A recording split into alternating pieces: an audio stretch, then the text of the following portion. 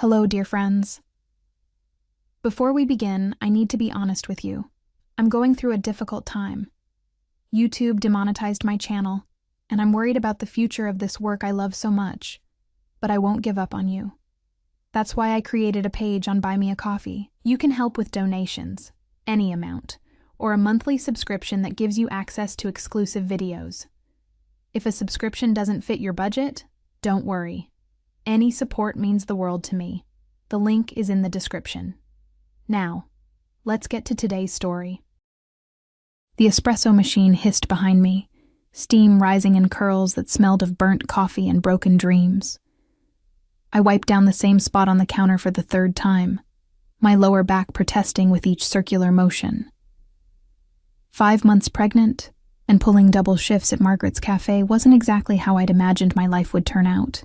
But here I was, aproned and exhausted, trying not to think about the doctor's bill sitting unpaid on my kitchen table.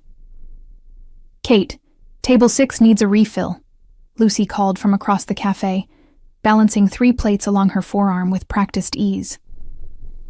"And that guy at the window booth keeps checking his watch.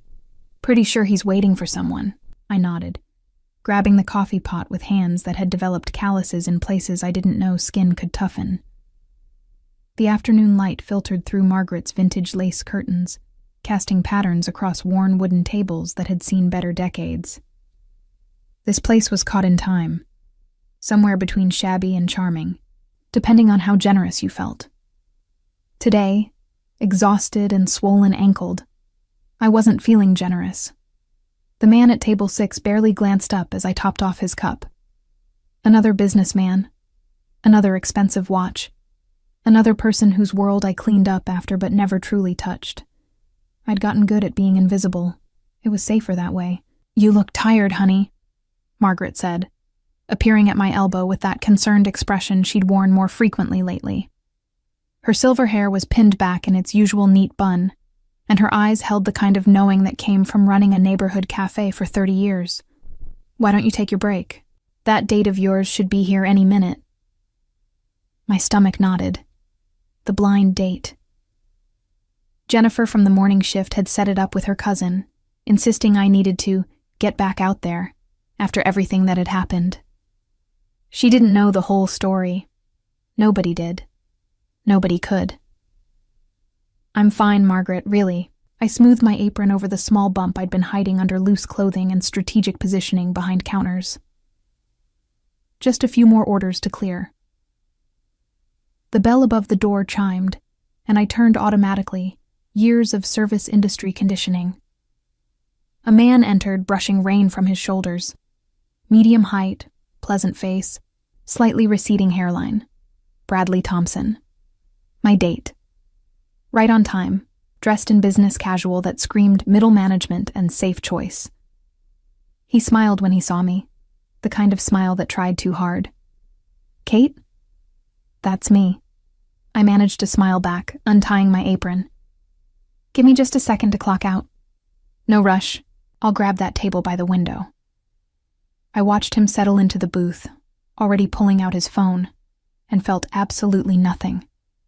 No flutter, no anticipation, just the dull acceptance of going through motions because that's what normal people did. Normal people went on dates. Normal people didn't spend their nights lying awake, wondering if the father of their child would ever stop looking for them. "He seems nice," Lucy whispered, grinning. "Very employed, very punctual, very not crazy." "The bar's that low, is it?"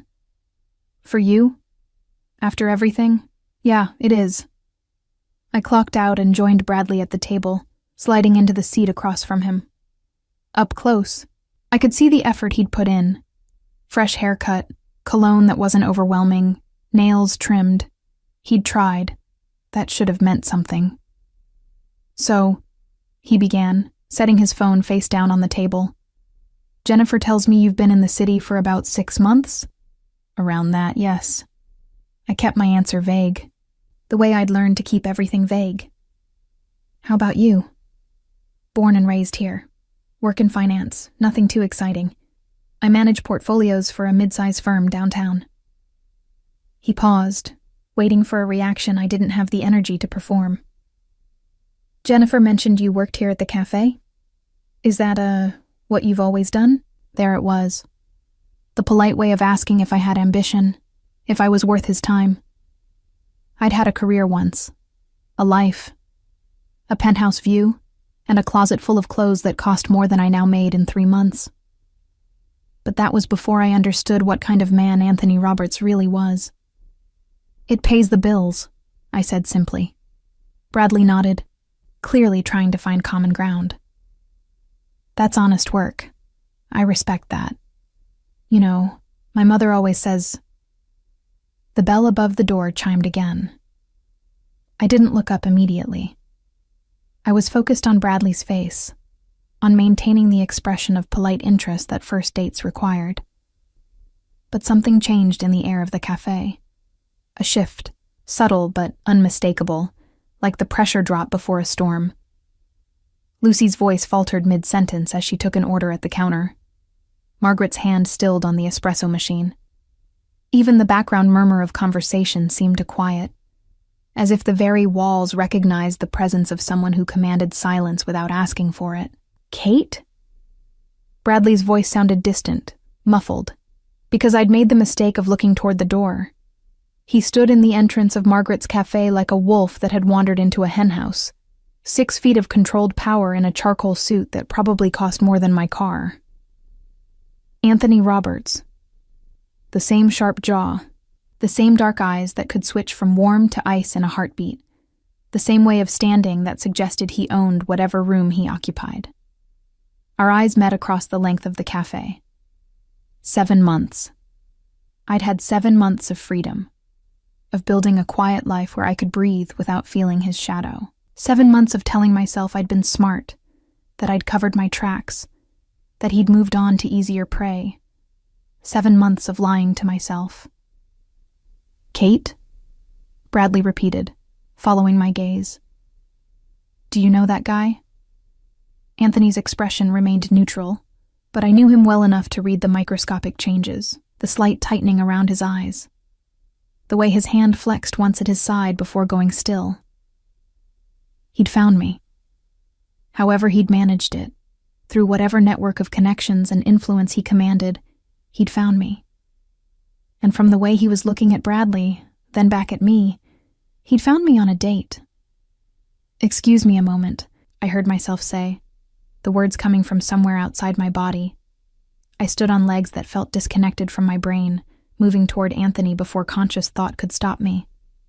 Maybe I could intercept him, convince him to leave, protect Bradley from getting caught in whatever storm was about to break. I made it 3 steps before Anthony crossed the remaining distance in long, purposeful strides. Katerina.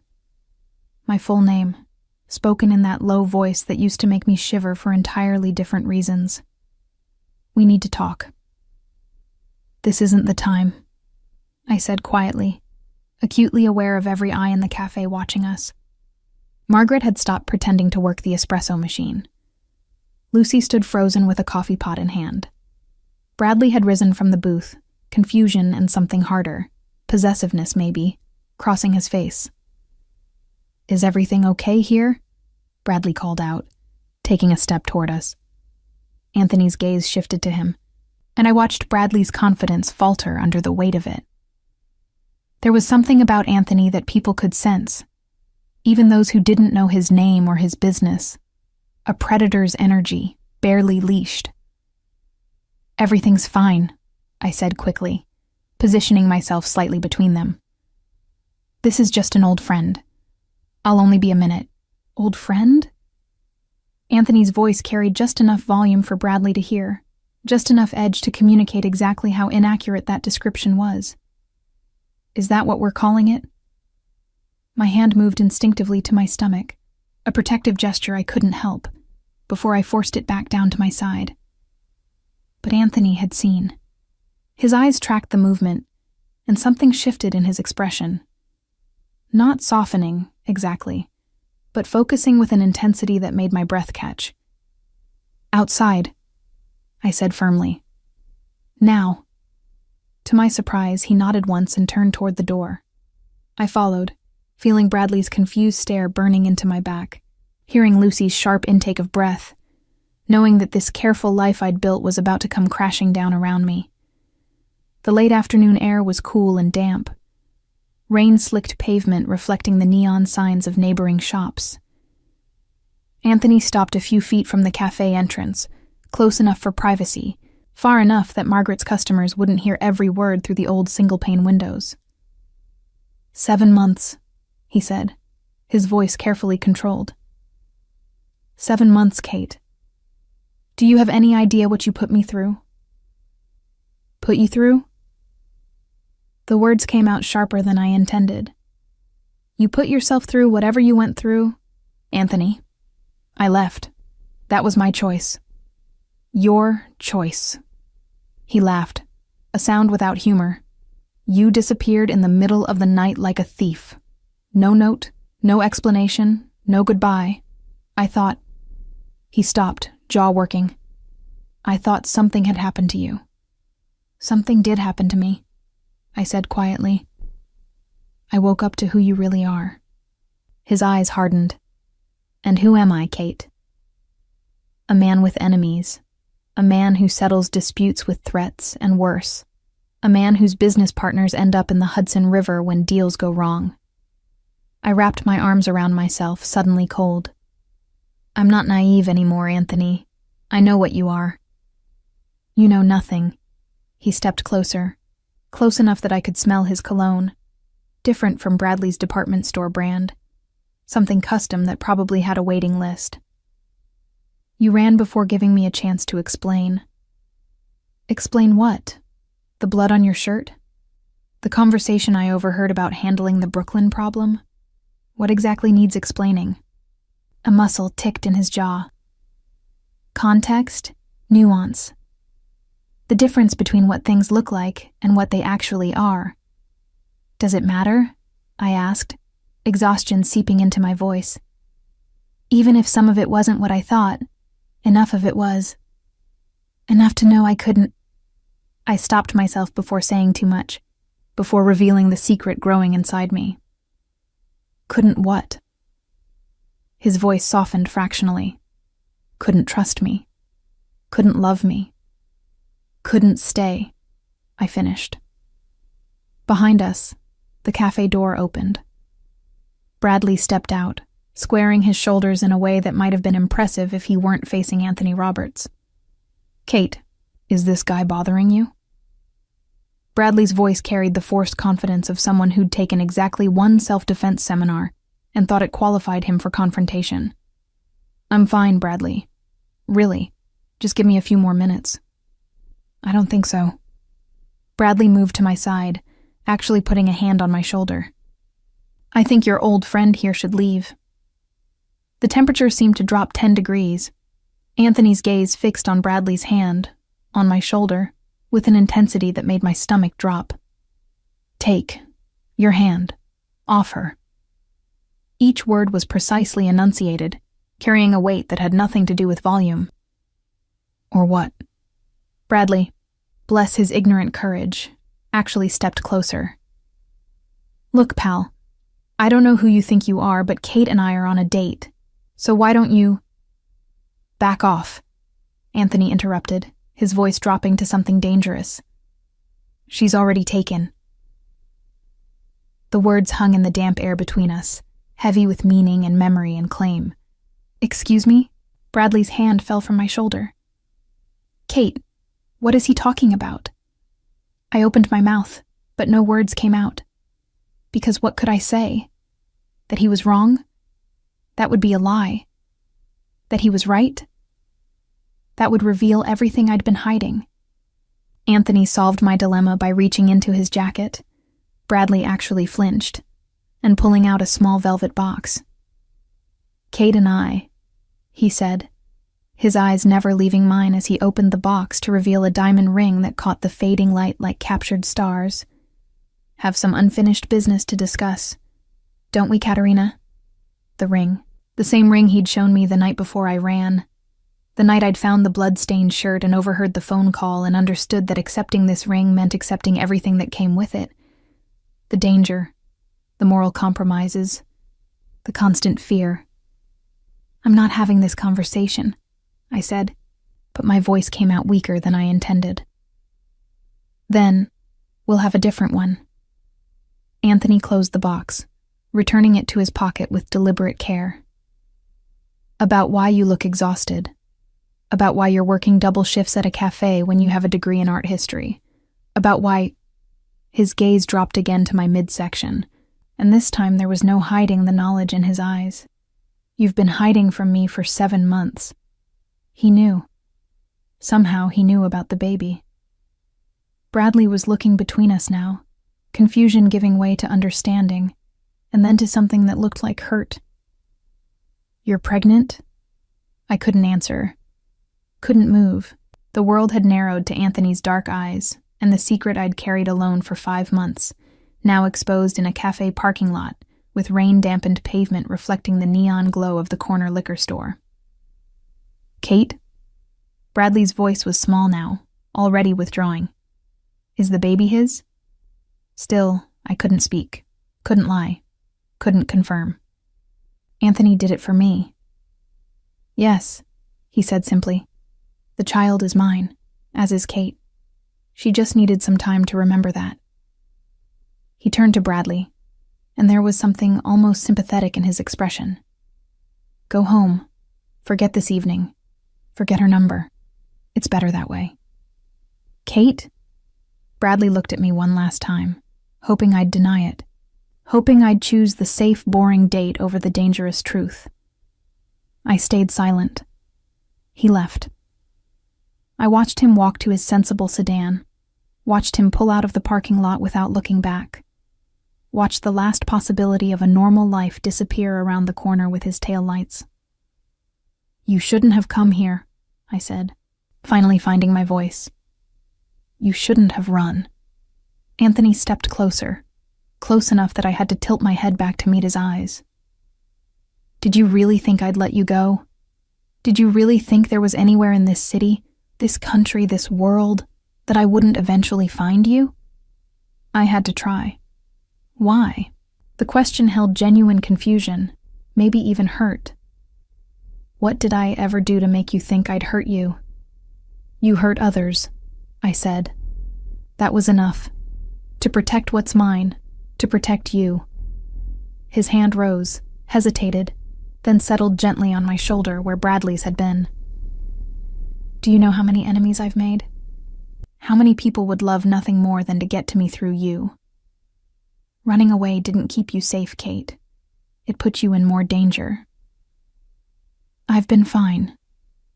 You've been working yourself into the ground while carrying my child. His voice roughened. That's not fine. That's not even close to fine. Through the cafe window, I could see Margaret and Lucy trying to look busy, while obviously watching our every move. Other customers had their phones out. Someone was probably already posting about the scene to social media, spinning their own narratives. I can't do this here, I said. Then come with me. We'll talk somewhere private. So you can lock me in another penthouse? So I can make sure you're taking care of yourself. His hand moved from my shoulder to cup my face, thumb brushing my cheekbone with a gentleness that didn't match his reputation. Look at you. When did you last sleep a full night? When did you last eat something that wasn't leftovers from the cafe? Tears threatened, born from exhaustion and hormones, and the terrible relief of not carrying this alone anymore, of someone else knowing, even if that someone was the man I'd run from. Why do you even care? I whispered. You could have anyone. Someone from your world. Someone who wouldn't run, wouldn't question, wouldn't... But I don't want anyone, he interrupted. I want you. I've always wanted you. From the moment you corrected my art history at that gallery opening, when you had no idea who I was and didn't care about impressing me. I want the woman who argued with me about Caravaggio's use of light, who made me laugh, who saw me as Anthony, not Anthony Roberts. His forehead touched mine. I want the mother of my child, my family. Your family comes with conditions I can't accept. Then we'll negotiate. He pulled back enough to look me in the eye. I'm good at negotiations, Kate. Finding middle ground. Making deals that work for both parties. Give me a chance to make this work. For us. For our baby. A car horn blared from the street, breaking the moment. Reality crashed back in. We were still standing outside Margaret's cafe, still providing entertainment for curious onlookers, still at an impasse that couldn't be resolved on a rain-slick sidewalk. I need time, I said. You've had 7 months. I need time to think, to process this, to... I gestured vaguely at the space between us, at the impossible situation we'd found ourselves in. Anthony studied my face for a long moment. Then he reached into his jacket again. I didn't flinch this time, and pulled out a business card. 24 hours, he said, pressing the card into my palm. Think all you want. But know this, Kate. I'm not walking away again. From you, from our child, from what we could have. The only question is whether we do this the easy way or the hard way. Is that a threat? It's a promise. He stepped back, creating distance that felt both relieving and terrifying. Call me before midnight tomorrow, or I'll make the decision for both of us. You can't just... I can, he interrupted, and I will, because I've learned something in 7 months without you, Katerina. I learned that nothing works without you in it.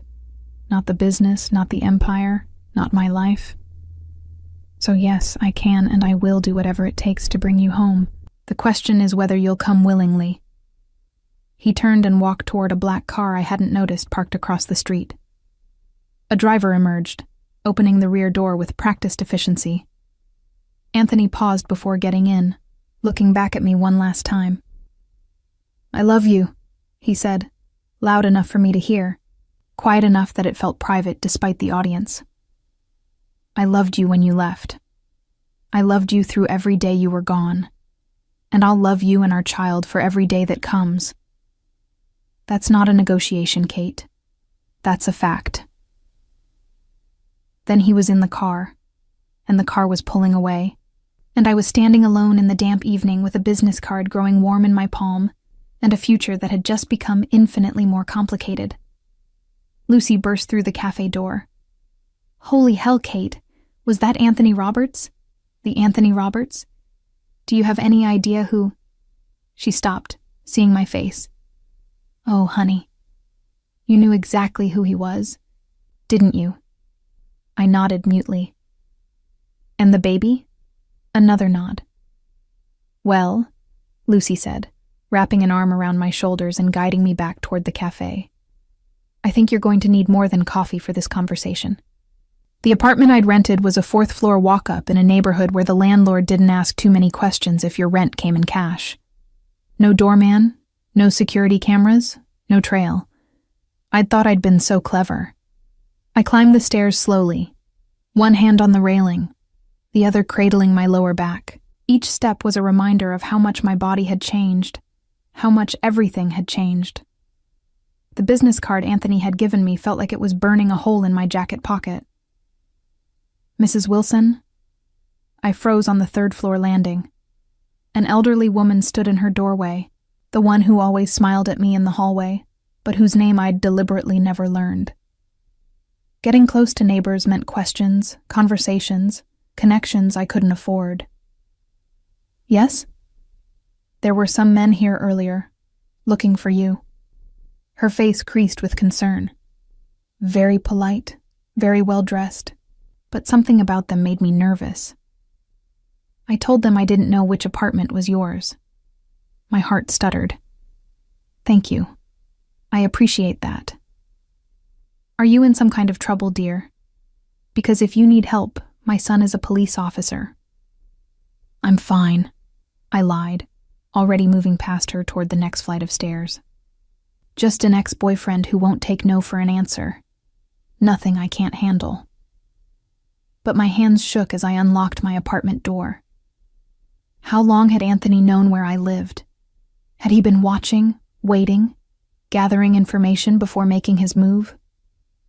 The thought of his men here, in my building, talking to my neighbors, made my skin crawl.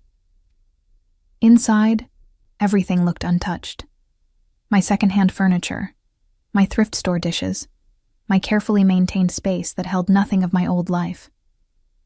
But now I looked at it through Anthony's eyes and saw what he must have seen. Poverty, struggle, his child's mother living in conditions he'd never allow. My phone rang. Unknown number. I knew who it would be, even before I answered. You had me followed. Not a question. I had you protected. Anthony's voice came through clear and calm. There's a difference, Kate. Did you really think I'd find you and then just walk away? Leave you unguarded? I don't need guards. Your neighbor, Mrs. Kowalski, disagrees. She was quite concerned about the rough-looking men she saw loitering near the building last week. He paused. Those weren't my men, Kate. I only sent mine today, after I'd confirmed your location. Someone else has been watching you. Ice flooded my veins. You're lying. Trying to scare me into coming somewhere I can actually keep you safe? Yes, but I'm not lying. I heard papers rustling. 3 men, Eastern European by accent according to Mrs. Kowalski's description. They asked about you specifically. Used your old name, actually. Katerina Mitchell, not Kate Wilson. My maiden name. The name I'd dropped when I tried to disappear. If someone was using that name, they knew who I'd been. Who I'd been with. Who are they? That's what I'm trying to find out. His voice hardened. Which is why you need to stop being stubborn and let me protect you. You're not just Kate Wilson's struggling waitress anymore. You're Katerina Mitchell, the woman who disappeared from Anthony Roberts' life without explanation. That makes you interesting to a lot of very dangerous people. I sank onto my sagging couch, the springs protesting beneath me. This is exactly why I left. This life, this danger, these complications. And yet, here you are, in more danger alone than you ever were with me. At least when you were with me, people knew better than to touch you. He sighed. I'm not having this conversation over the phone. I'm sending a car. Be ready in 20 minutes. I'm not going anywhere with... Fine. Then I'll come there. We can have this discussion in your apartment with questionable locks and thin walls. I'm sure your neighbors would love the entertainment. He had me cornered and we both knew it. Where are we going? Somewhere secure. Somewhere we can talk without an audience. A pause. Somewhere with a decent meal. When did you last eat something that wasn't cafe leftovers, Kate? Stop asking me that. Stop avoiding the answer. His tone softened fractionally. 20 minutes. The car is already on its way. He hung up before I could argue further. I changed quickly, trading my cafe uniform for jeans and a loose sweater that hid my bump. The bathroom mirror showed me what Anthony had seen. Dark circles under my eyes, cheekbones sharper than they should be, exhaustion written in every line of my face. I'd been so focused on staying hidden, on working enough to cover rent and bills and saving for the baby, that I'd forgotten to take care of myself. The knock came exactly 20 minutes later. Through the peephole, I saw a man in a dark suit that screamed professional security. Not threatening, just present. I opened the door. Ms. Mitchell? He was older than I expected, maybe late 40s, with gray at his temples and eyes that had seen things. I'm James. Mr. Roberts sent me to escort you. I have identification if you'd like to see it. The courtesy threw me. I'd expected Anthony's men to be thugs, all intimidation and barely concealed violence. James felt more like a Secret Service agent, professional and controlled. It's fine, I said, grabbing my jacket. Let's go. The car was a black sedan, understated compared to the obvious luxury Anthony usually preferred. James opened the rear door, and I slid in, catching a whiff of new leather and expensive cologne. Anthony wasn't inside. I wasn't sure if I was relieved or disappointed. Mr. Roberts will meet you at the destination, James said, pulling smoothly into traffic. It's about 15 minutes. There's water in the console if you'd like. I took the water, suddenly realizing how thirsty I was. How long have you worked for Anthony? 12 years, ma'am. And what exactly do you do for him? James met my eyes in the rearview mirror. I make sure people he cares about stay safe. People like me? People exactly like you. He navigated around a slower car with practiced ease. Mr. Roberts is many things, Ms. Mitchell, but careless with what he values isn't one of them. The fact that he couldn't find you for 7 months drove him half mad. Respectfully, you should know that. I settled back in the seat, one hand unconsciously moving to my stomach. Did he have you looking for me? Everyone was looking for you, ma'am. Every resource, every contact. He was convinced something terrible had happened. James paused. It's not my place to say, but watching him these past months, I've never seen him like that.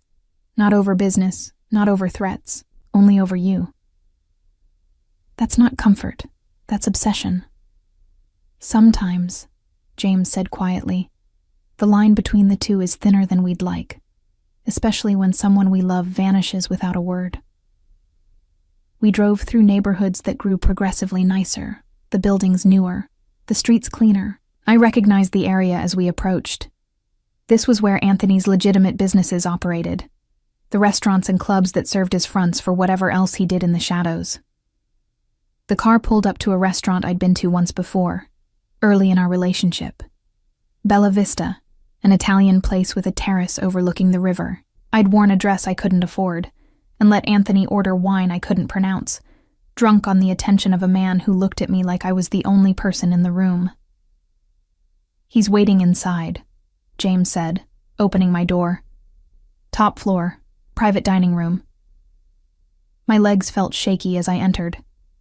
The hostess recognized me, or recognized that I was expected, and led me immediately to the elevator. The restaurant's main floor buzzed with the dinner crowd, couples and groups who had no idea they were dining in an establishment owned by a man whose legitimate business interests were the least interesting thing about him. The elevator opened onto the top floor, which I'd never seen before. A single private room with floor-to-ceiling windows overlooking the city lights reflecting off the dark water. One table, already set for 2. Anthony stood at the window, hands in his pockets, looking out at the view. He turned when he heard the elevator. You came. Relief flickered across his face before he controlled it. Thank you. Did I have a choice? You always have a choice, Kate. I might not like your choices, but you have them. He gestured to the table. Sit, please. You must be exhausted. I was, and the chairs looked a lot more comfortable than anything in my apartment. I sat, and immediately a waiter appeared. Not the casual server from downstairs, but someone who moved with the discretion of long practice in serving people who valued privacy. The doctor recommended menu, the waiter said, placing dishes in front of me without asking what I wanted. Protein-rich, with the supplements she suggested. I stared at the food. Grilled chicken, roasted vegetables, a side of pasta that smelled like heaven. Then at Anthony. What doctor? He took the seat across from me. The one I've had reviewing your medical records from the clinic you've been attending. Don't look at me like that. Your prenatal care has been minimal at best, Kate. Someone needed to make sure you and the baby are getting what you need. You can't just... My medical records are private. HIPAA has exceptions when creative pressure is applied. He picked up his wine glass, then set it down again, as if remembering I couldn't drink. Eat. We'll argue after you've had some real food. The smell was making my mouth water despite my anger. I picked up my fork, telling myself it was for the baby, not because Anthony was right. He watched me eat for a moment, then spoke quietly. You're anemic. Did you know that? Low iron, low B12. The doctor says you're probably not taking the vitamins you need.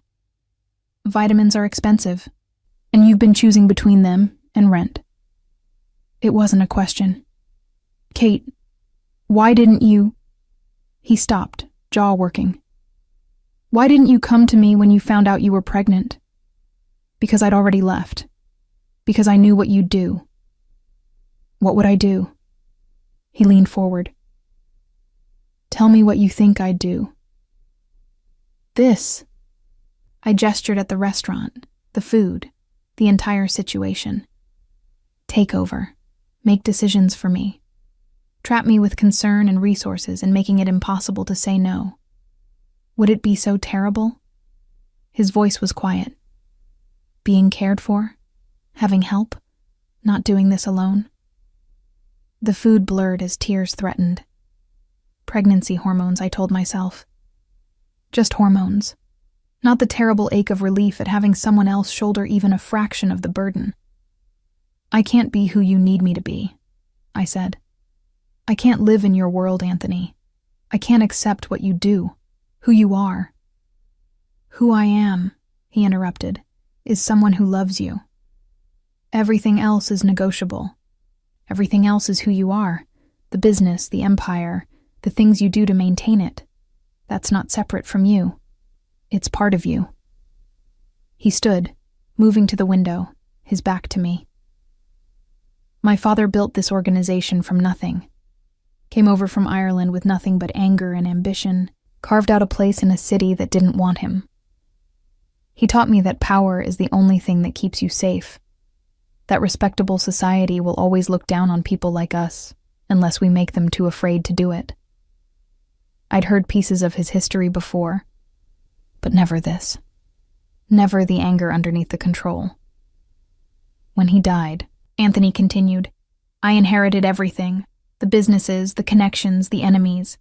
I was 23 years old and suddenly responsible for 200 people's livelihoods, their families, their futures.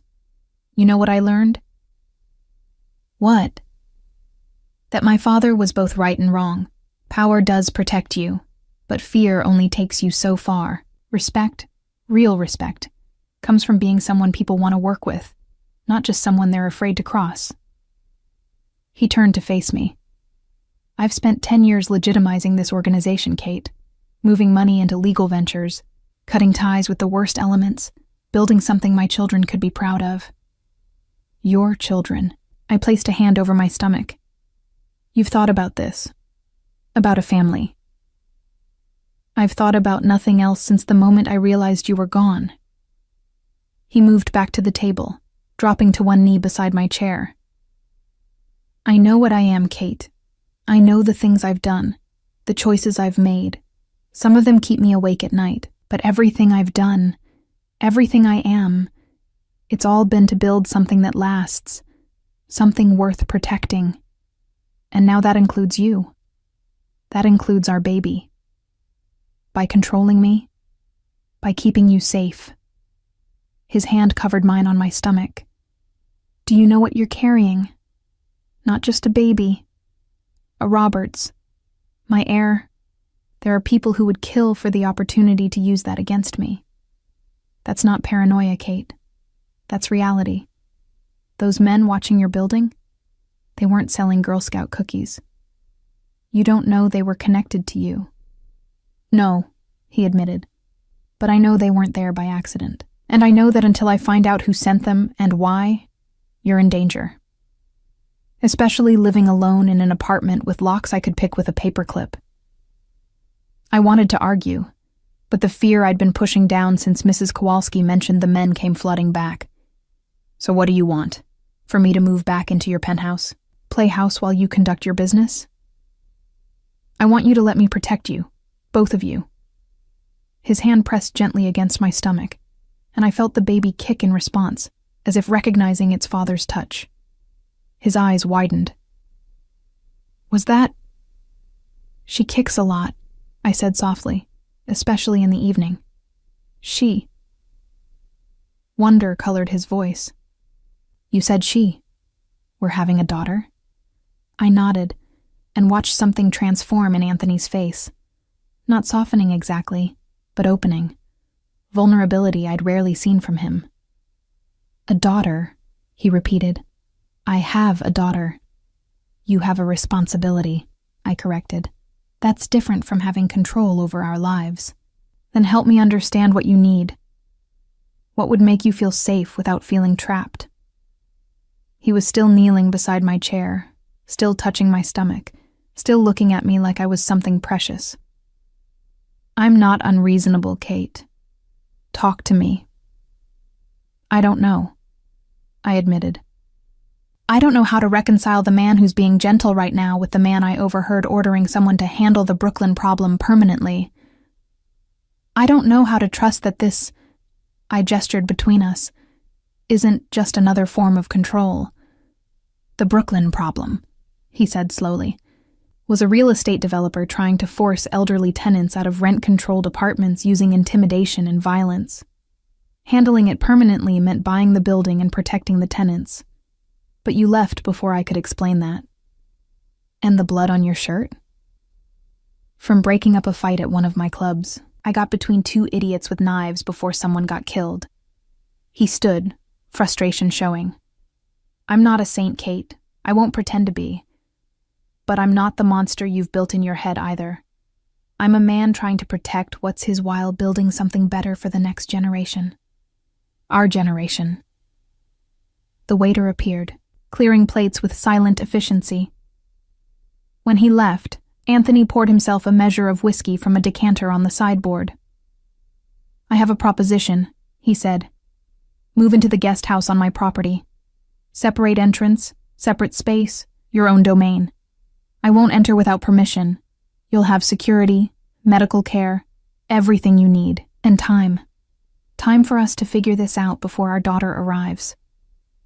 And if I say no? He took a sip of whiskey, considering.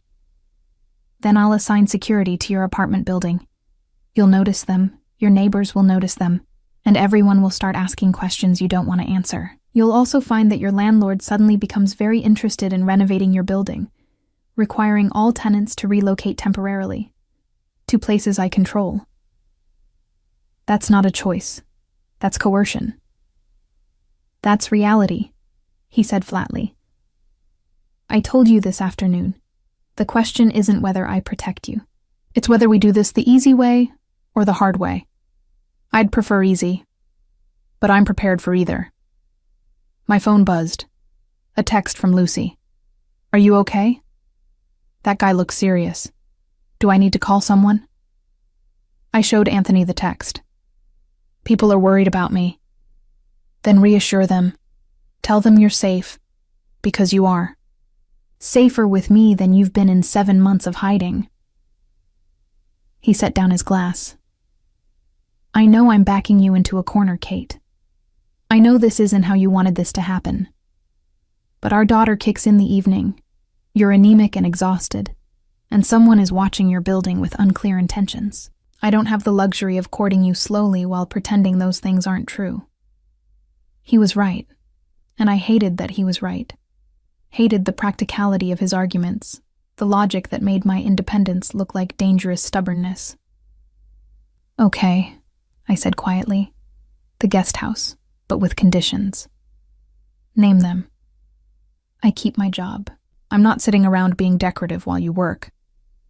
Agreed, though I'd prefer you reduce your hours. I make my own medical decisions. You can pay for the care, but you don't get to override my choices. Fair. And if I decide to leave after the baby is born, you don't stop me. You don't track me down again. You let me go. His jaw tightened, but he nodded. If, after our daughter is born, you genuinely want to leave, not out of fear, but out of honest desire for a different life, I'll let you go. But I'll still be in my daughter's life, Kate. That's non-negotiable. It was more than I'd expected, less than I wanted. Exactly the kind of compromise Anthony excelled at, giving me what I'd asked for while ensuring he still got what he needed. When would I move? Tonight, tomorrow morning at the latest. He saw my expression. The guest house is ready. Has been for 2 months since I confirmed you were in the city. I was always going to find you, Kate. This was always going to happen. The only variable was how much time you'd waste fighting the inevitable. The arrogance should have angered me. Instead, I felt a strange exhaustion, The kind that came from carrying a weight alone for too long and finally having someone else shoulder part of the burden. I need to tell Margaret I'm leaving the cafe. You're not leaving. You're reducing hours. There's a difference. He pulled out his phone. I'll have James take you back to pack. You don't need to bring furniture. The guest house is furnished. Just personal items, clothes, whatever makes you feel at home. This is happening very fast. It's been happening for 7 months, he corrected. I'm just accelerating the conclusion. He stood, offering his hand. Come on. Let's get you settled before you fall asleep on your feet. I took his hand, letting him pull me up. For a moment we stood close, his hand still holding mine, and I remembered what it felt like to be with him, the safety, the intensity, the sense that nothing could touch me when I was under his protection. This doesn't mean I forgive you, I said. Forgive me for what? Finding you? Wanting to take care of you? For being who you are, for making this complicated. His other hand came up to cup my face, thumb brushing my cheek. Life is complicated, Kate. People are complicated, but some things are simple. I love you. I love our daughter. And I will move heaven and earth to keep you both safe. Everything else we'll figure out as we go. He leaned in slowly, giving me time to pull away. I didn't. His lips brushed mine, soft and careful, a question more than a claim. When he pulled back, his eyes searched mine. 24 hours, I said. You've made your decision in 4. I'll take that as progress. Don't get cocky. Too late. He smiled, the first genuine smile I'd seen from him all evening. I've got you back. I'm allowed to be a little cocky. The drive back to my apartment felt different than the drive to the restaurant. James still drove with professional efficiency, but now I was seeing the route differently. Not as an abduction, but as a transition. One life ending, another beginning. Whether that was freedom or a different kind of trap, I'd have 7 months to find out. The guest house wasn't what I expected. I'd pictured something small, maybe charming in a deliberately rustic way, the kind of space wealthy people created to feel bohemian without actually experiencing discomfort. What I got instead was a 2-story cottage that looked like it belonged in the English countryside, complete with climbing roses and mullioned windows that caught the morning light. It was my mother's studio, Anthony said, watching me take it in from the circular driveway. She painted, watercolors mostly. After she passed, I couldn't bring myself to change it much. I'd never heard him mention his mother. In all our time together, he'd spoken of his father's legacy, the empire he'd inherited, but never the woman who'd raised him. When did she die? 6 years ago, cancer. His voice was carefully neutral, the way it got when he was controlling emotion. She would have liked you. She always said I needed someone who'd argue with me about art instead of just agreeing to look cultured. James appeared with my 2 suitcases. Everything I owned that mattered fit in 2 bags. A thought that should have been depressing, but instead felt liberating. Start fresh. Build something new. I'll leave you to settle in, Anthony said. The kitchen is stocked. Wi-Fi password is on the counter. If you need anything, there's an intercom system that connects to the main house. He paused at the door of the car that would take him back to whatever business demanded his attention. I meant what I said about space. This is your domain. I won't intrude. Thank you. He nodded, then hesitated. There's a doctor's appointment scheduled for tomorrow morning, 10 o'clock. Dr. Sarah Harrison. She specializes in high-risk pregnancies. I'm not high risk. You're anemic, underweight, and under stress. That makes you higher risk than I'm comfortable with. His tone left no room for argument. James will drive you. I'll be there. But only if you want me to be. The offer surprised me. I'd expected demands, not requests. I'll think about it. Fair enough. He slid into the car, but before James could close the door, he looked back at me. Kate, I'm glad you're here. I'm glad you're safe. Whatever else happens, remember that." Then he was gone, and I was alone in a guest house that cost more than most people's actual houses, surrounded by someone else's carefully curated version of comfort. Inside, the space was both museum and home. His mother's paintings still hung on the walls, watercolors of the estate grounds, portraits of a young Anthony that showed the boy before he became the man, landscapes of Ireland that must have meant something to her. Her brushes still sat in ceramic holders by the north-facing windows. Her books lined the shelves, spines creased from reading. It should have felt invasive, living among a dead woman's things. Instead, it felt like being trusted with something precious. The bedroom upstairs had been updated, a new bed, fresh linens, a closet that had been cleared for my use. But the original furniture remained: a writing desk with carved legs, a vanity with an oval mirror, a rocking chair positioned by the window that overlooked the gardens.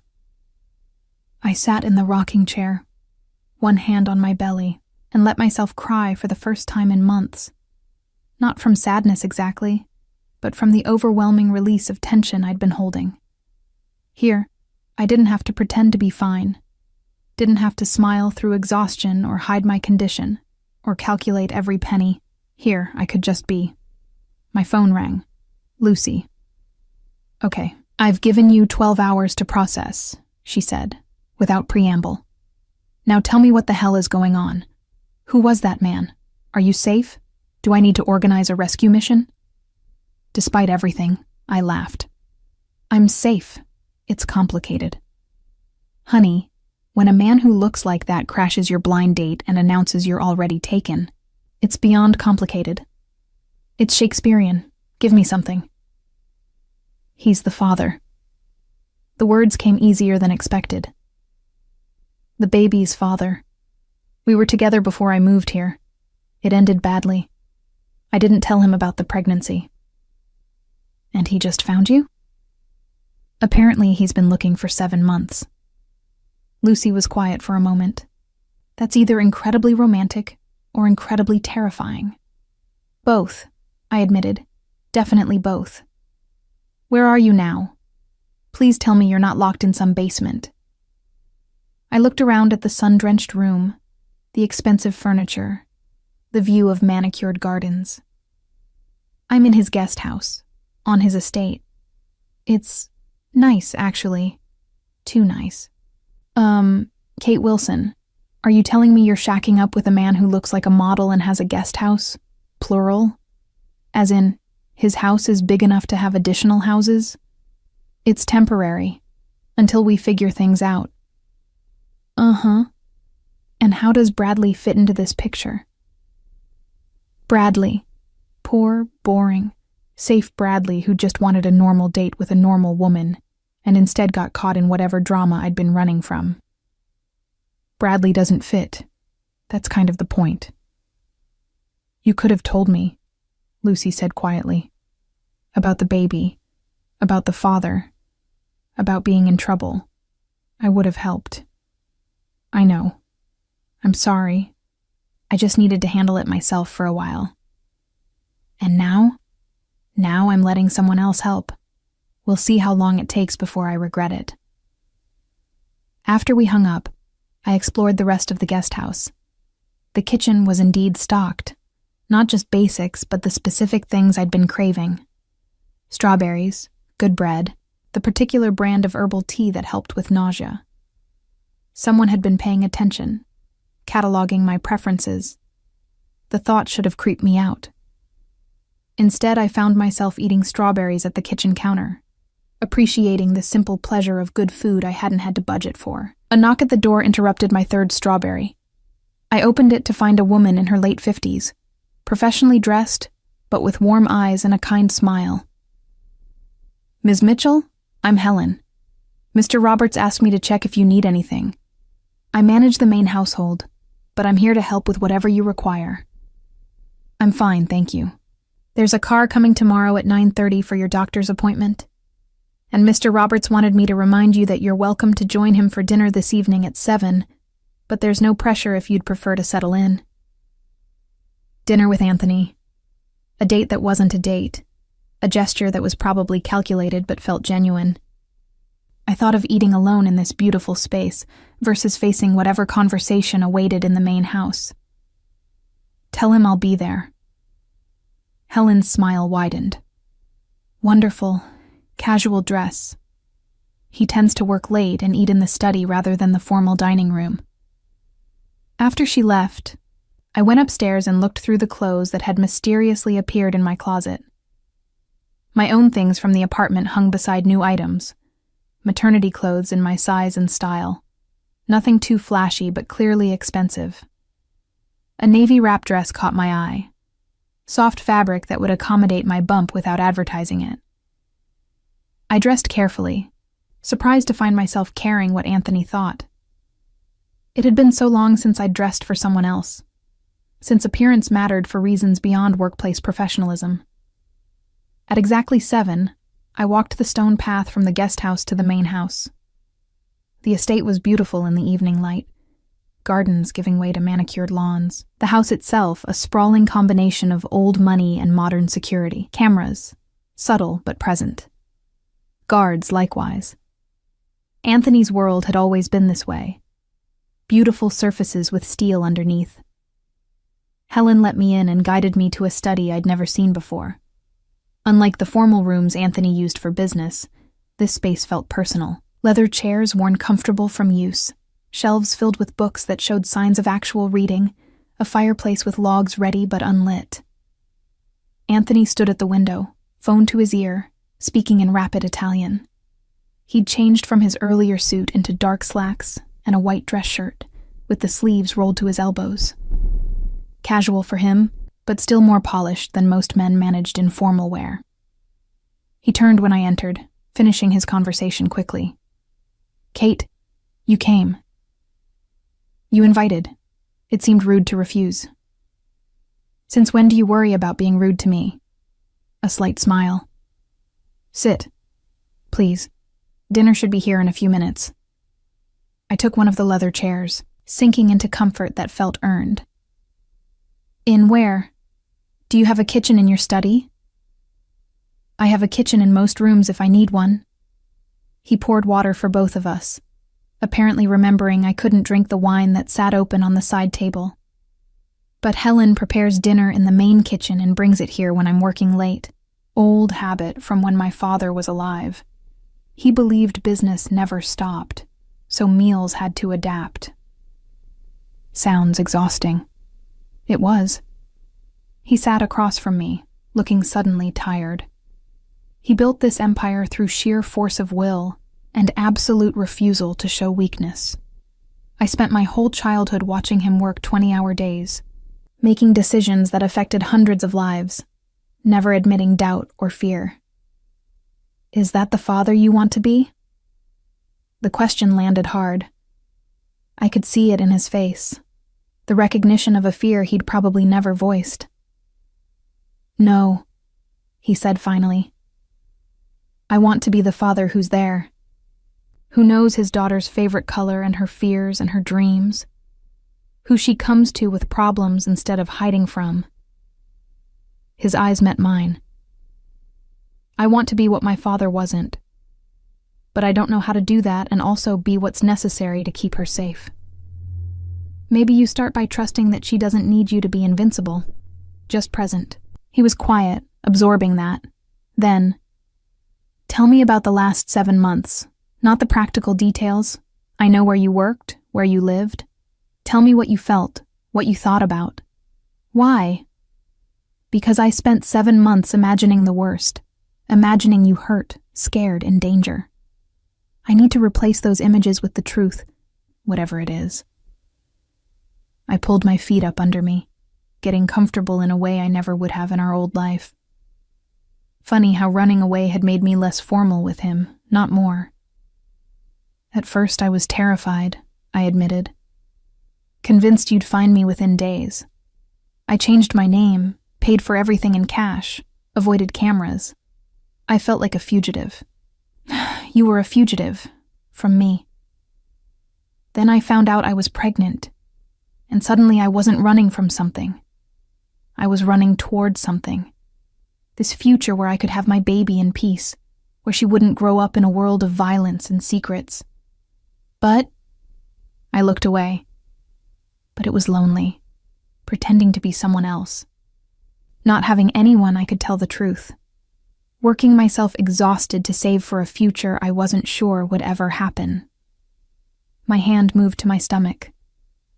And terrified something would happen to her, because I couldn't afford proper care or good food or any of the things babies need. Did you ever think about coming back? Every day, the admission surprised even me. Every single day I woke up and thought about calling you, asking for help. But then I'd remember why I left, and I'd convince myself I was doing the right thing. And now? What do you think now? Before I could answer, Helen arrived with dinner. Pasta that smelled like heaven. Salad. Bread still warm from the oven. She set everything out with practiced efficiency and disappeared again, leaving us alone with food and questions and 7 months of absence to navigate. "Eat first," Anthony said. "Then we'll continue this." We ate in surprising silence, comfortable rather than tense. Anthony watched me eat with an intensity that should have been uncomfortable, but instead felt almost tender, like he was cataloging every bite to ensure I was properly nourished. "The doctor tomorrow," I said finally. "Will you come?" His fork stilled halfway to his mouth. "Do you want me to?" "I think I do. I swallowed hard. "I think I've been doing this alone long enough. And she's your daughter too. You should be there." Something shifted in his expression, walls coming down brick by brick. "Thank you. For letting me in. Don't make me regret it." "I'll try not to." He set down his fork. "I know you don't trust me yet. Not fully. But I want you to understand something about why I am the way I am." He stood, moving to a cabinet built into the wall. From it, he pulled a folder, worn at the edges from handling. He set it in front of me. "What's this?" "The reason I can't just walk away from the business. The reason I take security seriously. The reason I react the way I do when people I care about are threatened." I opened the folder. Inside were photographs, police reports, news clippings. A car, twisted metal and shattered glass. A woman, beautiful even in the grainy newspaper photo, identified as Margaret Roberts, Anthony's mother. "I thought you said she died of cancer." I lied. His voice was flat. "She was killed. Someone planted a bomb in her car meant for my father. She was collateral damage in a war between organizations. An innocent woman murdered because someone wanted to hurt my father and didn't care who else got destroyed in the process." I looked at the photos, the reports, seeing a young Anthony in one image, maybe 19 or 20, standing rigid in a dark suit at what must have been her funeral. "I'm so sorry." "That's when I learned the most important lesson of my life," he continued. "In this world, the people you love are your greatest vulnerability. Your enemies will always target them first because they know it's the fastest way to destroy you. My father never recovered from losing her. He became harder, more ruthless, more paranoid, and I became him, just in a different way." "So you decided to never love anyone?" "I decided to never love anyone I couldn't protect absolutely." He took the folder back, closing it with careful hands. "Until you. You walked into my world already protected by nothing but your own intelligence and bravery, and you didn't need my protection because you didn't know you were in danger. For the first time in my adult life, I felt like I could just be Anthony, not Anthony Roberts, heir to an empire built on blood and fear. And then I found out the truth. And then you found out I'm both. The man who loves art and good wine and you. And the man who does what's necessary to protect what's his." He knelt in front of my chair, taking my hands in his. "I can't change what I am, Kate. Can't walk away from this life without endangering everyone who depends on me. But I can promise you this. I will never let what happened to my mother happen to you. I will never let our daughter become collateral damage in someone else's war. Tears spilled over before I could stop them. How?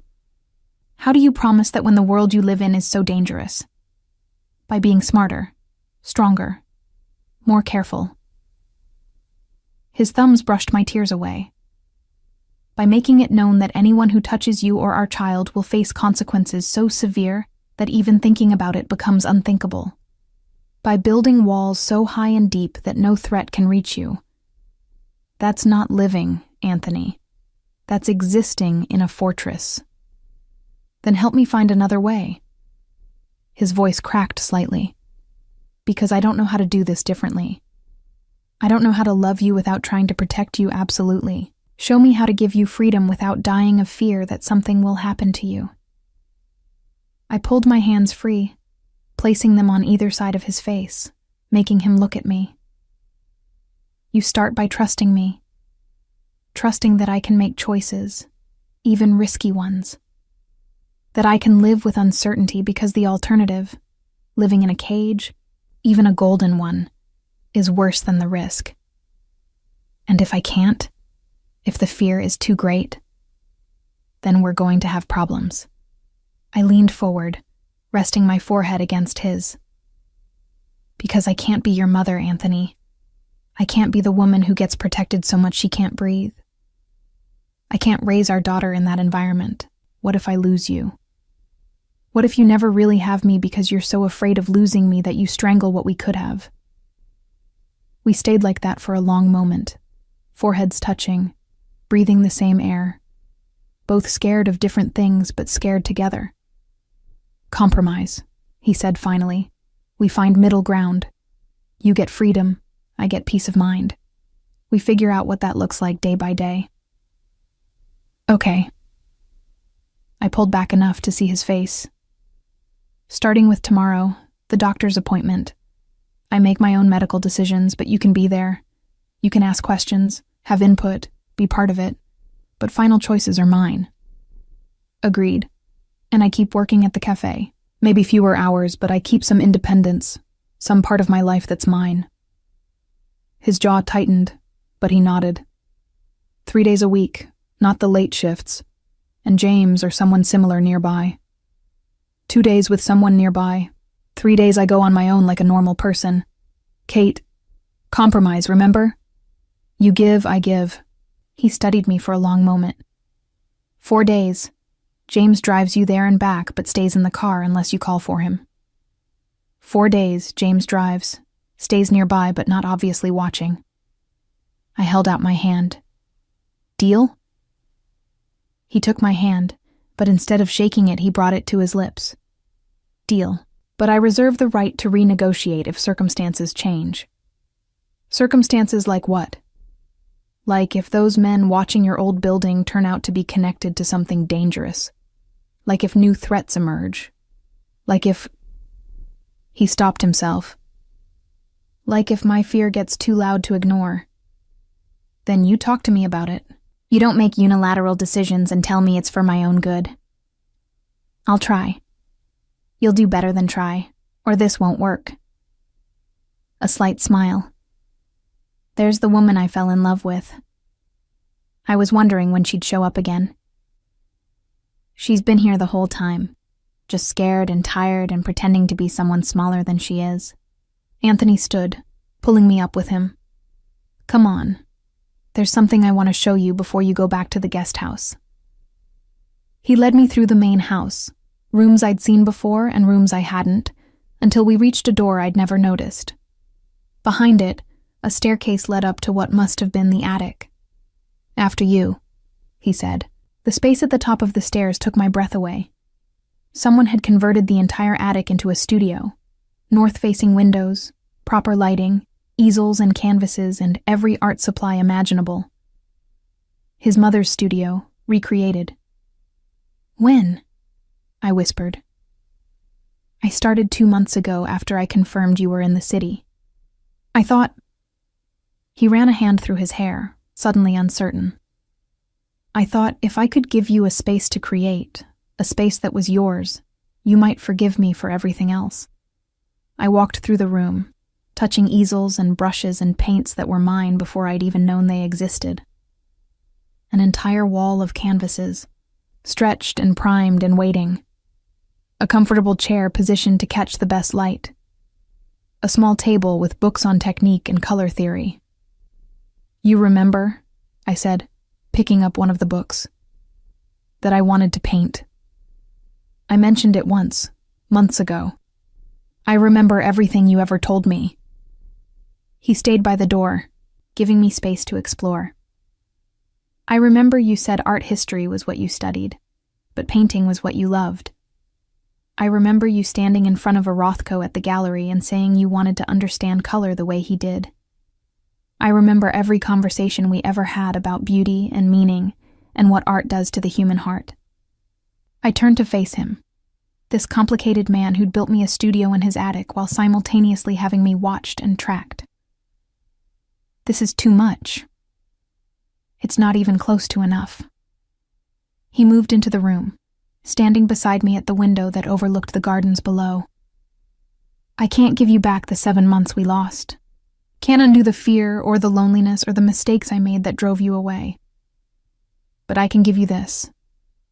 Space to create, to think, to be yourself without me hovering. And maybe, if I'm very lucky, you'll let me watch you paint sometimes. See the world through your eyes instead of my own. You're trying very hard. I'm trying to keep you." He turned to face me. "I know the difference between forcing someone to stay and making them want to. I'm hoping this is the latter." I looked around the studio, at the care and thought put into every detail. Then at Anthony, standing in the fading evening light, looking simultaneously powerful and vulnerable.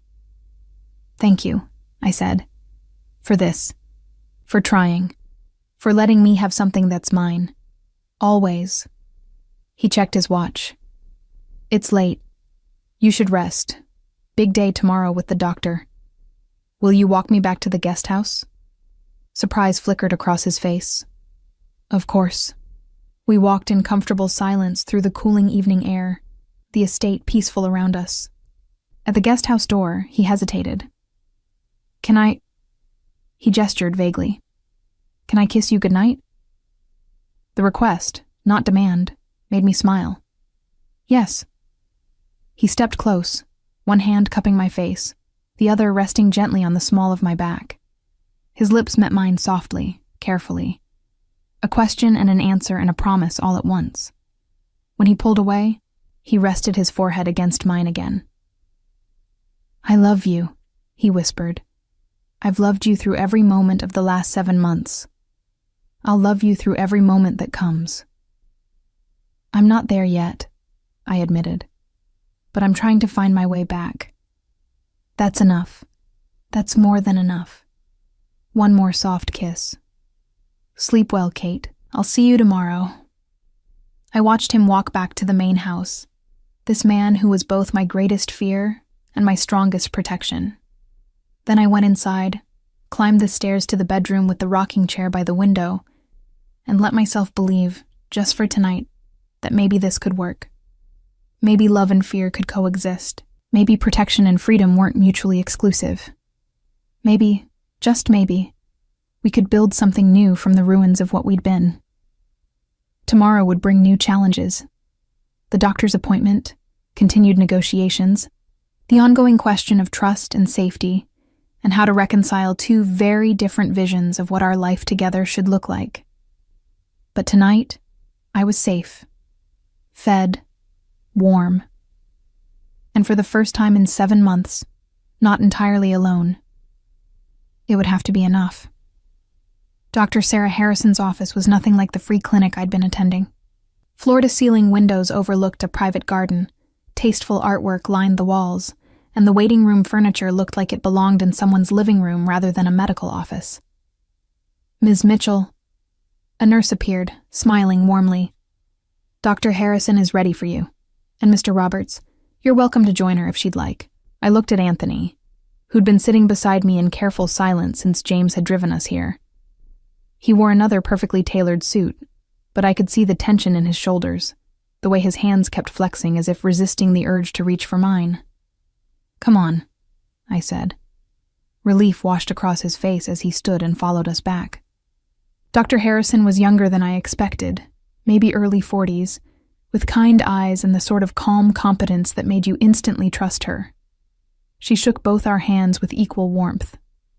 "Kate, Anthony, it's wonderful to meet you both. Let's get you up on the exam table and we'll see how baby is doing, shall we?" The examination was thorough in a way the clinic visits had never been. Dr. Harrison took her time, asking detailed questions about my symptoms, my energy levels, my nutrition. She listened to the baby's heartbeat with an expression of professional satisfaction, her hands gentle as she measured my stomach.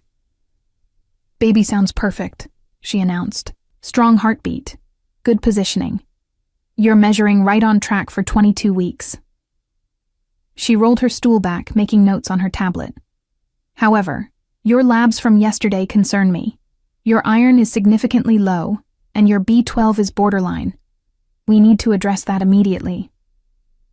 "I've been taking prenatal vitamins," I said defensively. "Over-the-counter ones aren't always absorbed effectively, especially if you have underlying deficiencies."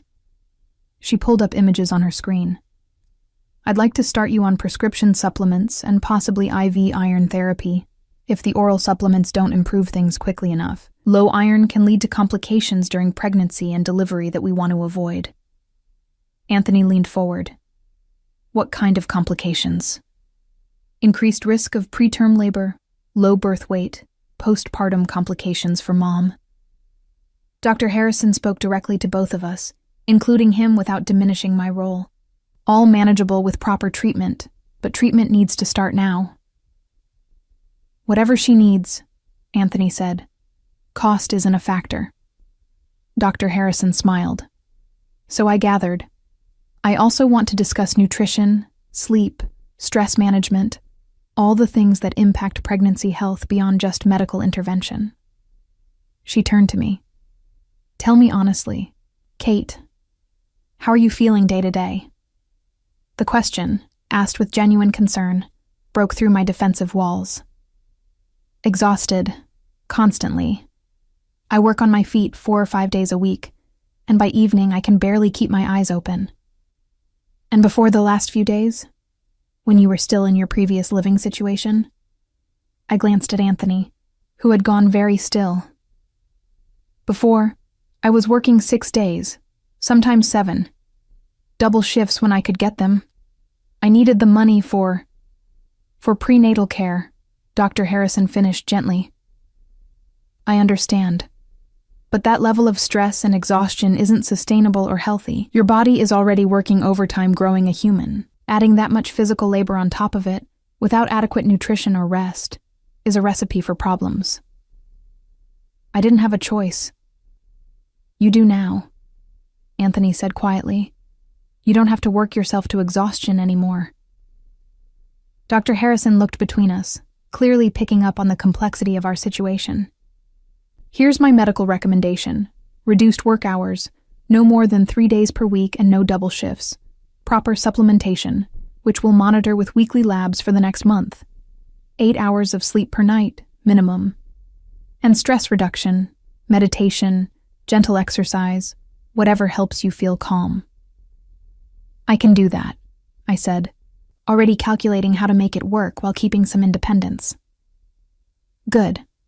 I also want to schedule more frequent checkups than usual, given the deficiencies we're addressing. Every 2 weeks instead of monthly." She smiled. "The nice thing about being in my practice is that I'm accessible. You can call or message anytime if concerns come up. No waiting days for return calls like at the clinic." After the examination, Dr. Harrison walked us to the checkout area where a receptionist handed me a folder of information and prescription slips. "One more thing," the doctor said, pulling me aside slightly while Anthony spoke with the receptionist. "I know family situations can be complicated. If you ever need to talk to me privately, without him present, just say the word. My job is your health and the baby's health, and that includes emotional well-being."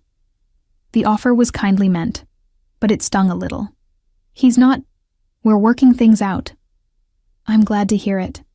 She squeezed my arm. But the offer stands. Take care of yourself, Kate. In the car, Anthony pulled out his phone and started typing before we'd even left the parking lot. What are you doing? Messaging the estate manager, making sure your bedroom has blackout curtains for better sleep, ordering a new mattress that's better for pregnancy, arranging for the kitchen to stock the foods Dr. Harrison recommended. He looked up. Unless you'd prefer to handle it yourself? I thought about the relief of having someone else manage those details, then felt guilty for the relief. I can order my own food. I know you can, but you don't have to. He pocketed his phone. Remember what we discussed? Compromise? You let me take care of practical things, and in exchange, I don't hover or make decisions you want to make yourself. Is that fair to you? Fair to me would be moving you back into the penthouse where I can check on you every hour. A slight smile. This is compromise. James drove us back to the estate in comfortable silence. I watched the city give way to the suburbs, then to the more rural area where Anthony's property sprawled across acres of carefully maintained grounds. It still felt surreal, this life I'd stumbled back into. I need to make a call, Anthony said as we pulled up to the main house. Will you be okay getting back to the guest house on your own? I think I can manage the 50-yard walk, I said dryly. He smiled, that genuine smile I was seeing more frequently. I'll check on you later. Rest, Kate. Doctor's orders. I did try to rest, curling up on the comfortable sofa in the guest house with a book I'd found on the shelf. But my mind wouldn't settle. The doctor's appointment had made everything more real somehow. The baby wasn't just an abstract concept anymore, but a person we were both responsible for. A person who needed things I couldn't provide alone. A knock at the door interrupted my thoughts. Helen stood there with a younger woman I didn't recognize. Ms. Mitchell, this is Carla. She's a nutritionist who works with Dr. Harrison's practice. Mr. Roberts asked her to stop by to discuss meal planning. I stared at them. He hired a nutritionist? Just for a consultation, Carla said cheerfully. To make sure you're getting optimal nutrition for you and baby. It'll only take about 30 minutes if you're willing. What could I say? That I didn't want professional help ensuring my baby was healthy. I stepped aside and let them in. Carla was efficient and kind, asking about my food preferences and aversions, explaining what nutrients were most important at this stage of pregnancy, making notes about meal plans that the estate kitchen could prepare. It should have felt invasive. Instead, it felt like one more burden lifted. After they left, I called Lucy. Okay, so update, she demanded. How's life in the fancy guest house? Has he locked you in a tower yet? No tower. But he did hire a nutritionist to make sure I'm eating properly. That's actually kind of sweet, in a controlling rich person way. That's the problem, I admitted. Everything he does is this weird mix of genuinely caring and subtly controlling. I can't tell where concern ends and possession begins. Maybe they're the same thing for him. I thought about Anthony's mother, the bomb meant for his father, the way violence had shaped his understanding of love and protection. Maybe they are, but I don't know if I can live with that. Are you falling for him again?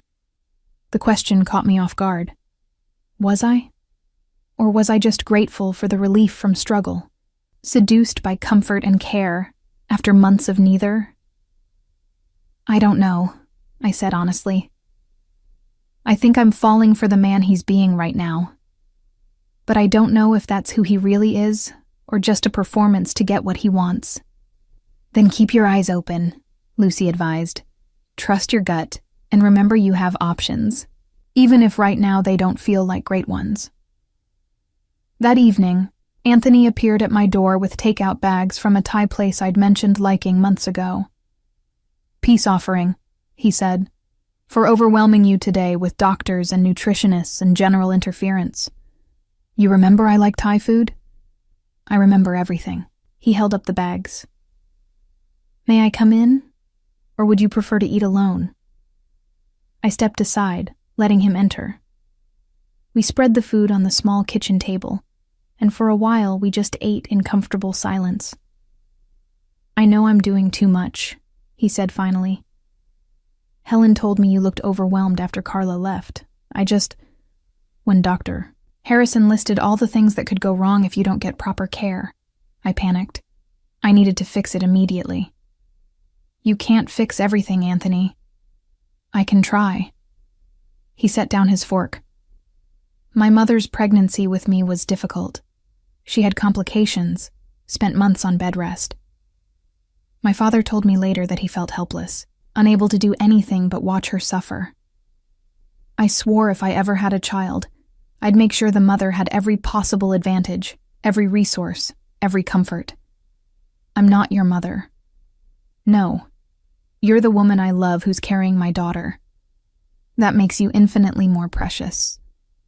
He reached across the table, taking my hand. Tell me how to help without smothering you. Teach me how to care without controlling. Start by asking instead of arranging. Would you like a nutritionist? Instead of, here's a nutritionist I hired. He winced. Fair point. I'll work on that. And trust that I'm competent to make decisions. I kept myself and this baby alive for 7 months on my own. I'm not completely helpless. I never thought you were helpless. His thumb traced circles on my palm. I think you're incredibly strong. Too strong sometimes, trying to carry everything alone when you don't have to. After dinner, we moved to the sofa. I curled into the corner, and Anthony sat at the opposite end, respecting the space between us, even as his eyes kept drifting to me like he couldn't help himself. Can I ask you something? I said. Anything. Why didn't you tell me the truth about your mother when we were together before? You said cancer, but it was murder. Why lie? He was quiet for a long moment. Because I wanted to keep you separate from that part of my life. The violence, the danger. I wanted you to see me as Anthony who loved art and good wine, not Anthony Roberts whose mother was murdered by people trying to hurt his father. But that's who you are, both parts. I know that now. I was trying to protect you from reality, which was stupid because reality has a way of making itself known. He shifted slightly toward me. I won't lie to you again, Kate. Not about the business, not about the dangers, not about who I am or what I do. You deserve the truth, even when it's ugly. Okay, I believed him, which surprised me. Then tell me about those men watching my apartment. Have you found out who they were? His expression darkened. They were Bratva, Russian organization I've had dealings with in the past. Apparently, word got out that you'd left me, and they saw an opportunity to apply pressure. What kind of pressure? The kind where they grab you and use you to negotiate favorable terms on territorial disputes. His voice was carefully controlled. Which is why I can't apologize for having you brought here. If they'd gotten to you first, I understand. And I did, which was perhaps the most frightening realization. Understanding his world meant accepting it in some way. Are they still a threat? They were, past tense. I made it very clear that you're under my protection again. Touching you would be a declaration of war they can't afford. He met my eyes. You're safe now, Kate. I promise you that. What did you have to do to make them back off? Nothing you need to know about. Anthony? No. Firm but not harsh.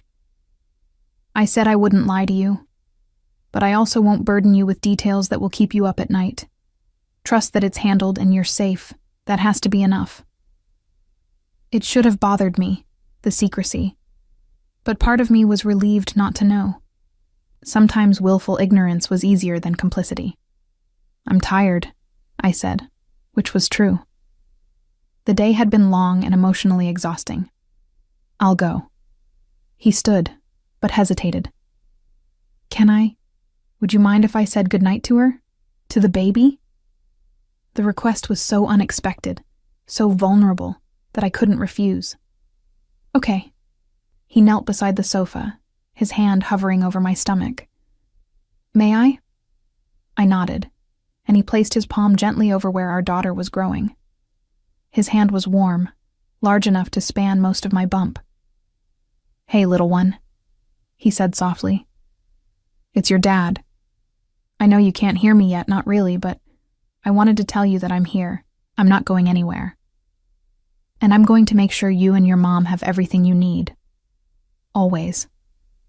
The baby kicked, a firm press against his hand. Anthony's expression transformed, wonder and joy, and something almost like fear crossing his face. She kicked me. She does that a lot in the evenings.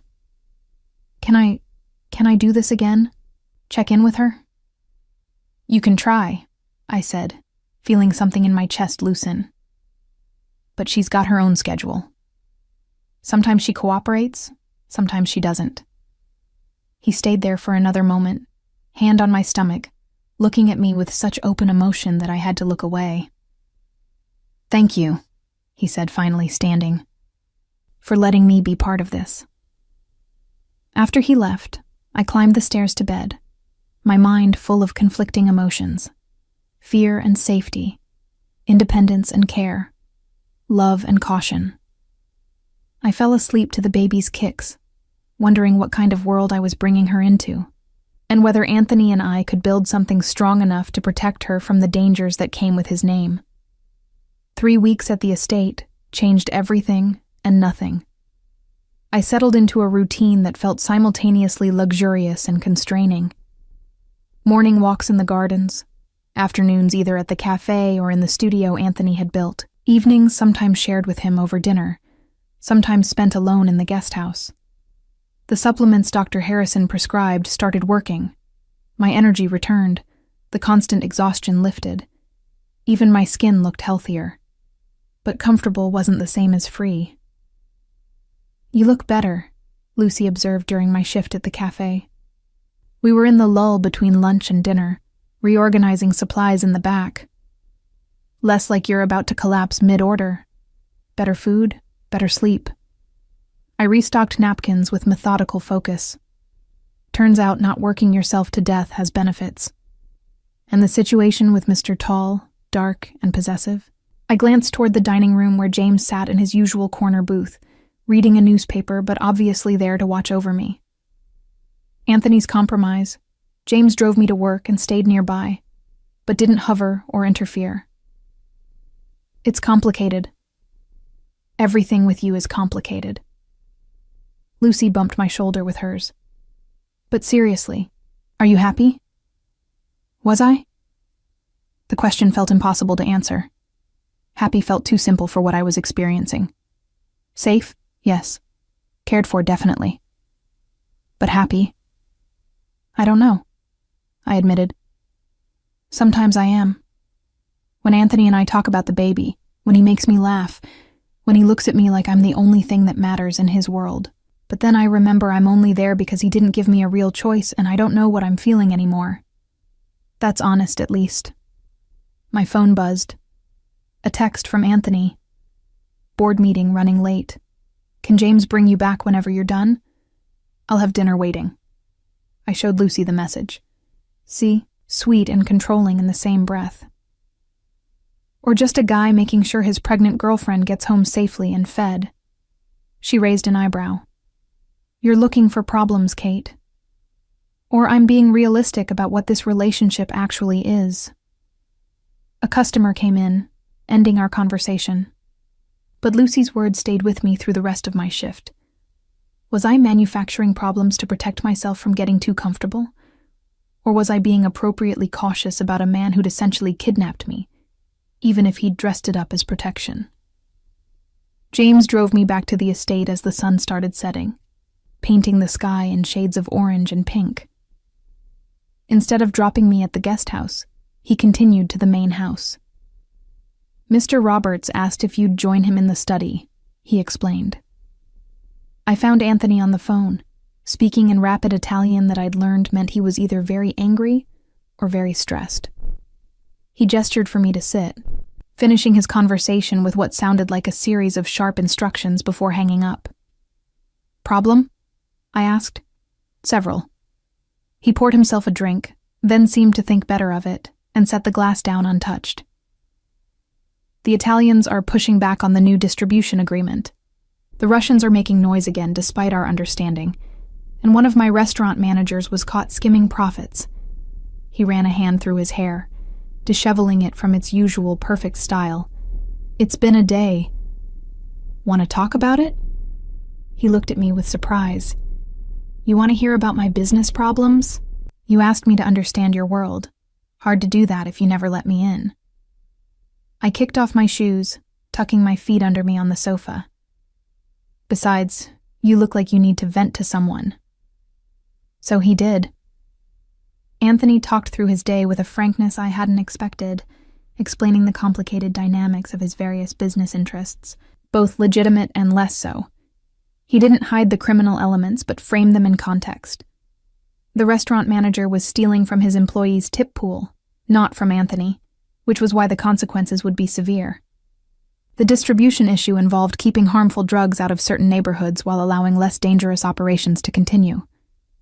Nothing was simple or entirely black and white. "Does it bother you?" he asked when he'd finished. "Knowing the details?" "It should probably bother me more than it does," I admitted. "But I keep thinking about what you said about protecting people who depend on you. It's not exactly legal, but it's not entirely evil either. That's the rationalization I use to sleep at night." He smiled without humor. "That I'm the lesser evil. That without me, worse men would control these territories and care less about collateral damage. Is that true?" "Mostly."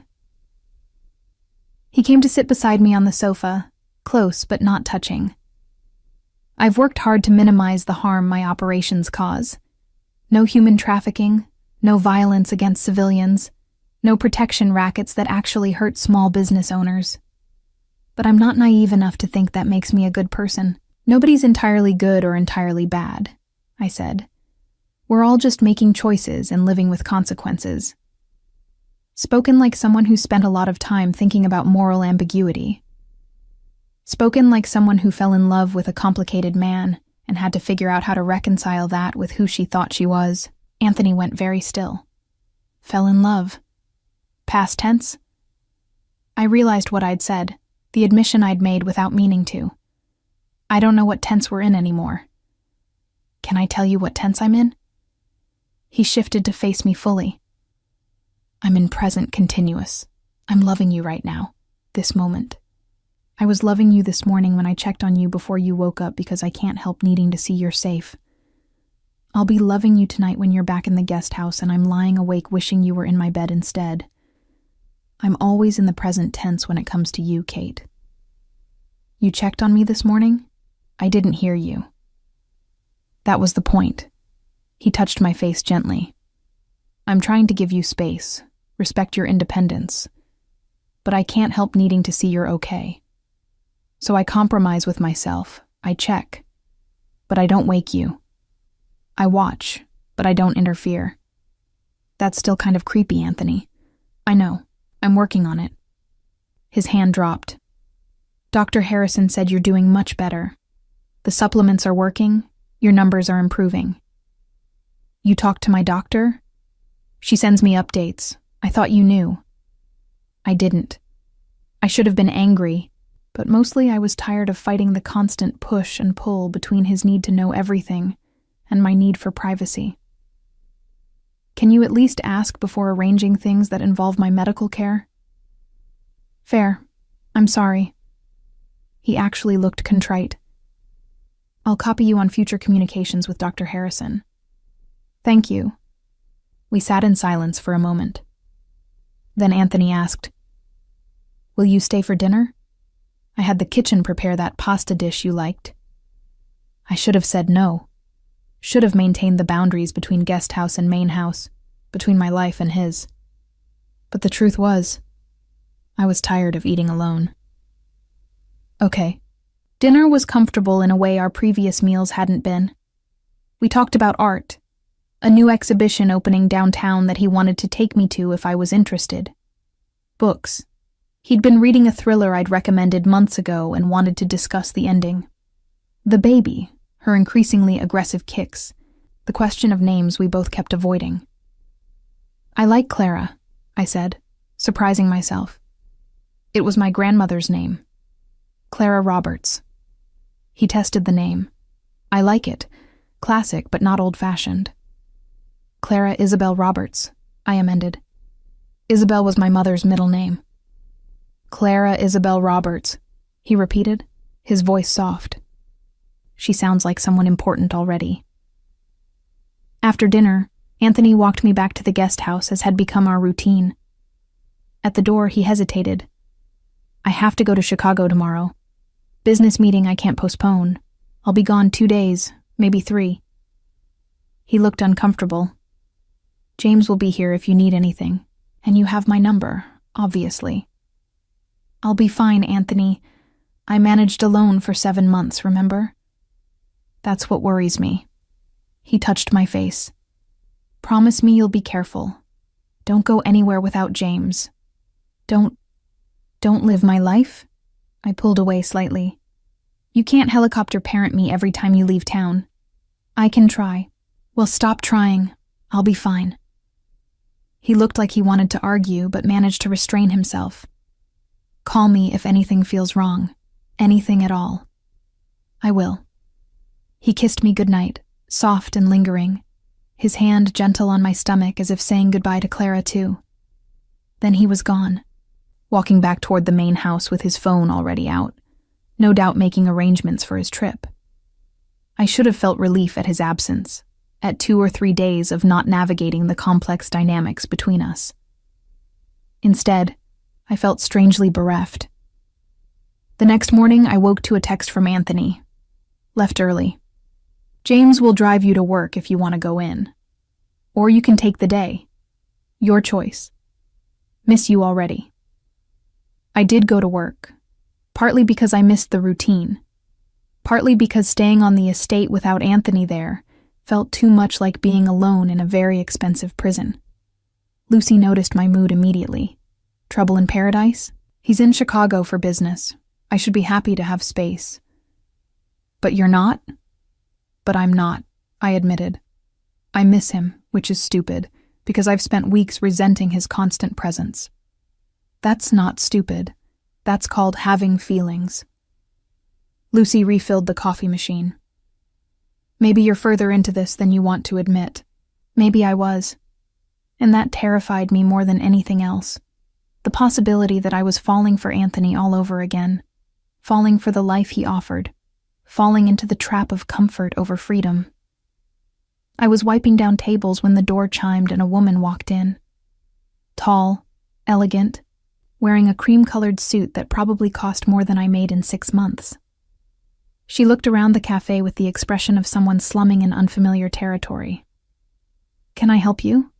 I asked. Her gaze fixed on me with laser focus.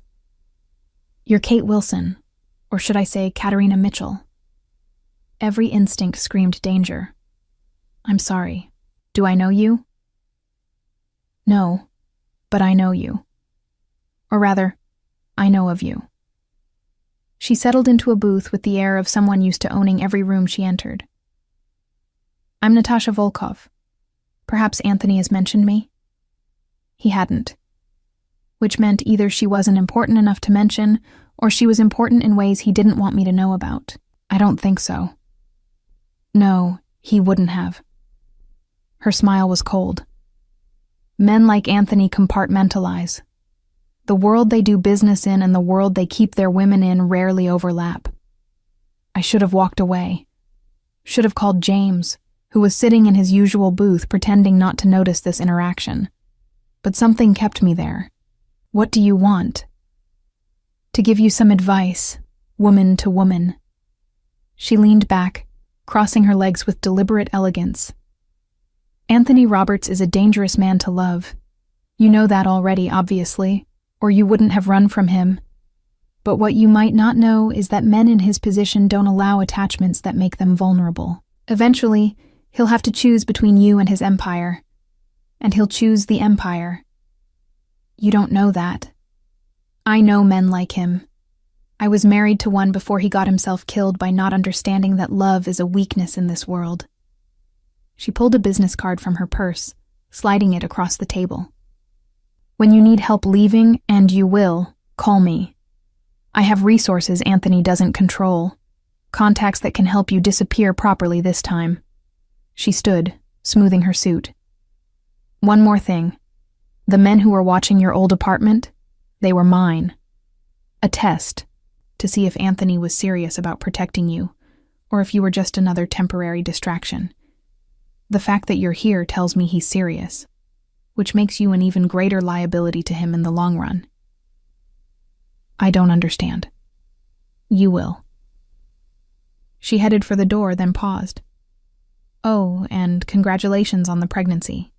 I hope the child doesn't inherit its father's tendency toward ruthlessness, or its mother's tendency toward self-deception. Then she was gone, leaving me standing in the middle of the cafe with a business card and a head full of questions. James appeared at my elbow. You need to call Mr. Roberts. Now. Why?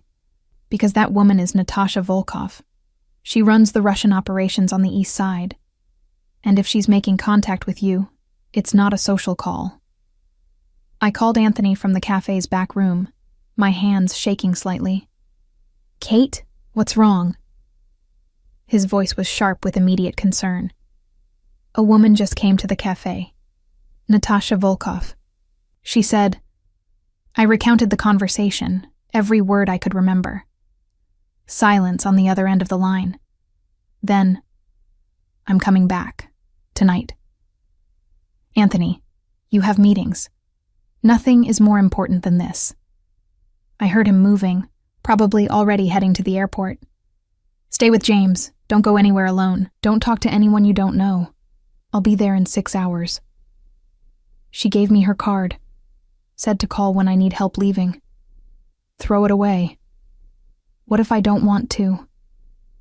Another silence, this one heavier. Do you want to leave, Kate? Is that what this is about? I don't know what I want anymore, I admitted, but I don't like other people telling me what my choices are. You do it. She does it. Everyone acts like I'm a prize to be won or protected, not a person who can make my own decisions. You're right, and I'm sorry. His voice softened. But please, for now, just be careful. Natasha doesn't make moves without purpose. If she's approaching you, it's part of a larger game. What game? That's what I need to figure out. 6 hours, Kate. I'll explain everything when I get back. After we hung up, I stared at Natasha's card. Heavy stock, embossed lettering, legitimacy disguising whatever lay beneath. I should throw it away like Anthony said. Instead, I tucked it into my pocket. Anthony returned before midnight, walking into the guest house without knocking, something he'd never done before. The breach of our agreement should have bothered me. Instead, I was just relieved to see him. Tell me again exactly what she said. He was still in his travel clothes, looking exhausted and wired in equal measure. I went through it all again, every detail I could remember. He listened with absolute focus, his expression growing progressively darker. The men at your apartment, he said when I finished. That was her testing me, making sure I'd react, that I'd bring you here. Why would she want you to bring me here? Because it establishes a pattern. I have a weakness, and that weakness is you. He started pacing. In our world, weaknesses are leverage. Natasha knows that if she can prove I'll drop everything to protect you, she can manipulate me through you. So what do? We? He stopped pacing, looking at me intently. You're asking what we do? You said you wanted me to understand your world. Hard to do that if I don't participate in solving problems when they arise. Something shifted in his expression. You realize participating means accepting certain realities about how we handle threats. I'm beginning to. I stood, moving closer to him. Natasha scared me, Anthony. Not because of what she said, but because of how certain she sounded that you'd eventually choose the Empire over me. Is she right? No. The answer was immediate, unequivocal. I would burn the entire Empire before I'd give you up. That's not better. That's just a different kind of destructive choice. Then what do you want me to say? Frustration bled into his voice. That I can have both? That love and power coexist peacefully? They don't, Kate. They never have. Every choice I make affects hundreds of people who depend on me for their livelihoods. But you and Clara... His hand moved to my stomach. You're what I'm building all of it for. What's the point of an empire if I have no one to share it with? You could choose differently, walk away from it all, and let men like Natasha's late husband take over. Men who don't care about collateral damage or civilian casualties. He shook his head. I'm not naive enough to think my absence would make the world better. It would just make it more dangerous for everyone, including you. So we're trapped. You by responsibility, me by loving you. You love me. The question was quiet, hopeful. I don't want to. I touched his face, feeling the roughness of stubble he hadn't had time to shave. I've spent weeks trying not to, but I think I do anyway. Present continuous, like you said. He pulled me close, careful of my bump, his face in my hair. I'll handle Natasha. She's overstepping, and she knows it. This ends now. How? Let me worry about that. I pulled back enough to look at him. No. No more compartmentalizing. If I'm in this, I'm all in. Tell me your plan. He studied me for a long moment. Then, I'm going to make it clear that you're not leverage to be used. That touching you, approaching you, even thinking about you means war. And I'm going to demonstrate what war with me looks like in a way she won't forget. Violence. Proportional response to a threat against my family. His hand remained on my stomach. She sent men to watch you while you were pregnant and vulnerable. That's not a business move. That's a declaration of intent. I respond, or I look weak. And weakness in this world gets people killed. People like me. People like you, he confirmed. I wish I could handle this differently. Wish I could just talk and negotiate and find peaceful resolution. But that's not the language Natasha speaks. She understands power and consequences. So, I'll give her both. I should have been horrified. The old Kate, the one who'd fled 7 months ago, would have been. But this Kate, the one who'd survived alone, who'd learned that the world wasn't always fair or just, understood the terrible logic. Do what you need to do, I said. But promise me something. Anything. Promise me Clara never has to know this side of your world, that we protect her from this. I promise. She'll have choices I never did. Freedom I've never had. His forehead touched mine. We'll build something better for her. The next 3 days were tense. Anthony disappeared for long stretches, returning with expressions that told me things were being handled in ways I probably didn't want to know about. James's presence intensified. More men appeared on the estate, subtle but obvious to anyone looking. Then, on the 4th day, Anthony appeared at the guest house with flowers and an actual smile. It's done. Natasha has withdrawn her interest. You won't be hearing from her again. What did you do? Demonstrated that the cost of using you as leverage was greater than any potential benefit. He set the flowers on the kitchen counter. She's smart enough to know when to back down. That's it? It's over? That particular problem is over. There will be others. He pulled me close. There will always be others, Kate. That's the reality of my world. But I'll handle them all the same way, by making it clear that you and Clara are the line no one crosses. I should have felt relief. Instead, I felt the weight of understanding what my life would be if I stayed with Anthony. Constant low-level threat, periodic high-level crisis, and his protection as both comfort and cage. I need some air, I said. Want to walk with me? We walked through the gardens in the evening light, the same path we'd walked a dozen times. But this time felt different, heavy with unspoken questions. Ask me, Anthony said finally. Whatever you're thinking. Can we really do this? Build a life together? Raise Clara? Pretend that your world doesn't touch ours? No, he said honestly. We can't pretend, but we can build walls high enough and strong enough that she's protected from the worst of it, and we can make sure she knows she's loved above everything else. What if it's not enough? Then we adjust. We figure it out together. He stopped walking, turning to face me fully. I know I'm asking you to accept a lot. Danger, complexity, constant awareness that threats exist. But I'm also offering you everything I have. Protection, resources, devotion, a family. Is it a fair trade? Probably not. But it's the only one I can make.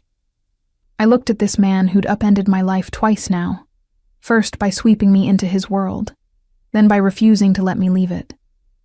This man who was both my greatest fear and my safest harbor. I'm still scared, I admitted. Good. Fear keeps you sharp, keeps you careful. His hand found mine, but don't let it keep you from living, from loving, from building something worth protecting. Is that what we're doing? Building something worth protecting? I am. He pulled me close. Every day, every choice, every move I make, it's all about building a world where you and Clara can thrive, where you're safe enough to paint in your studio, where she's free enough to become whoever she wants to be. That's a lot of pressure to put on one relationship. Maybe, but I've never been good at doing things halfway.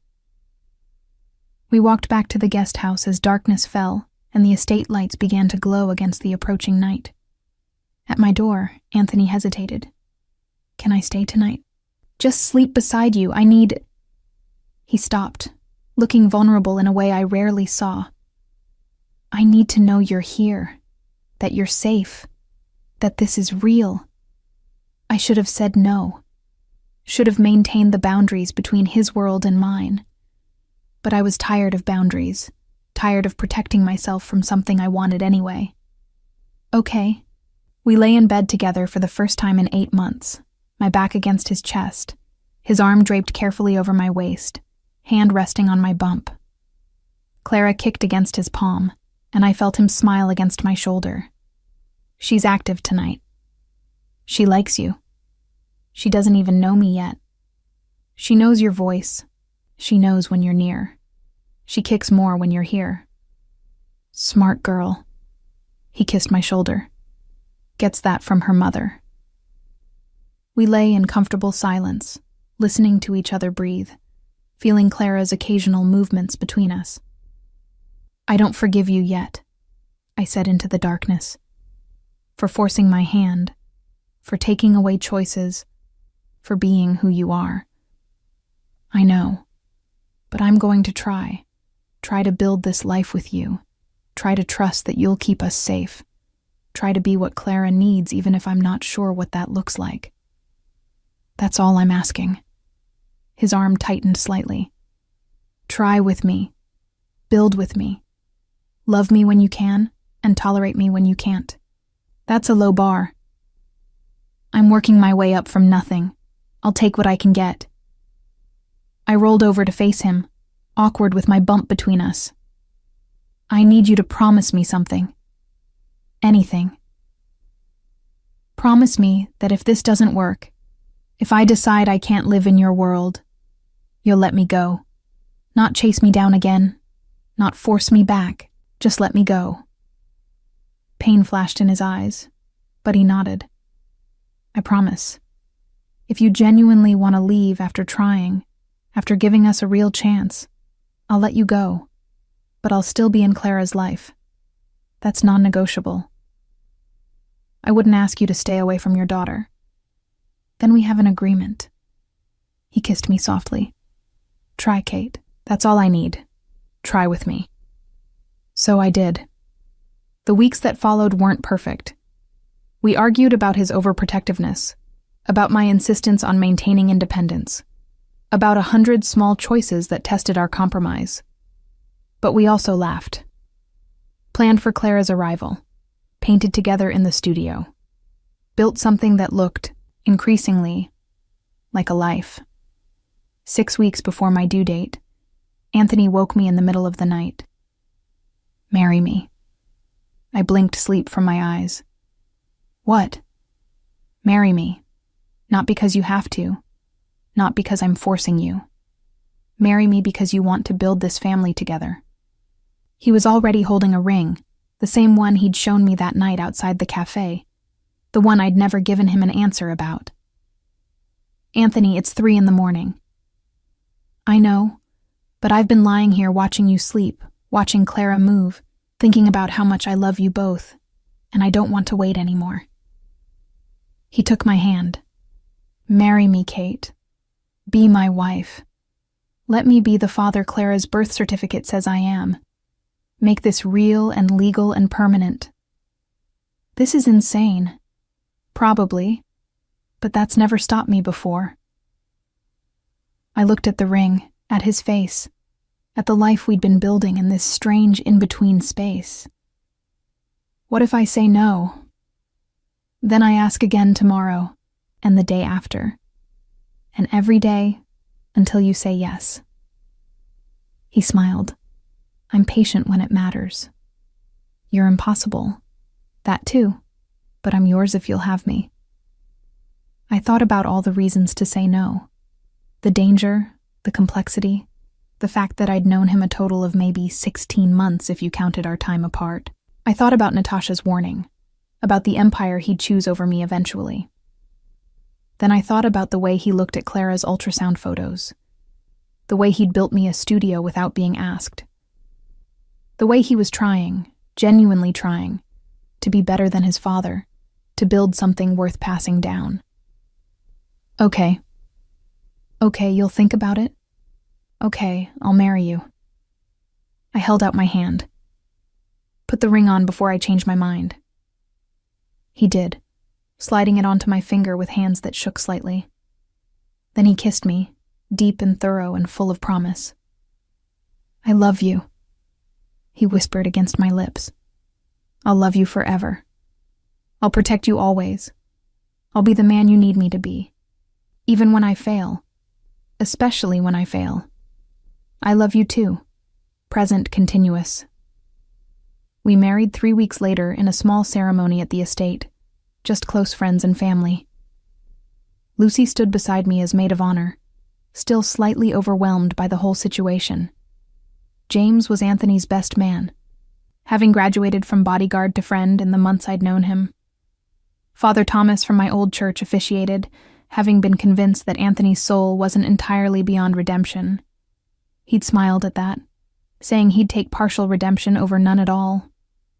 Clara arrived 2 weeks early, on a Tuesday morning when the gardens were in full bloom. Labor was long and difficult. Dr. Harrison had warned the anemia might complicate delivery, but Anthony never left my side.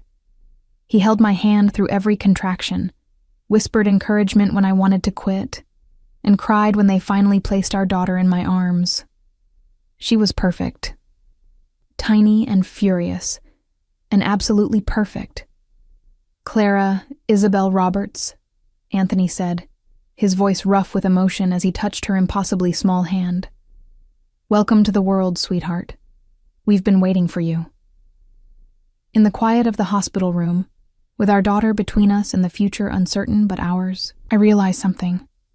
I'd been so focused on whether I could trust Anthony that I'd forgotten to ask whether I trusted myself. Trusted my judgment, my strength, my ability to build the life I wanted even in complicated circumstances. The answer, I discovered, was yes. Was our life perfect? No. Anthony was still overprotective, still made decisions without consulting me, still inhabited a world with sharp edges and dangerous corners.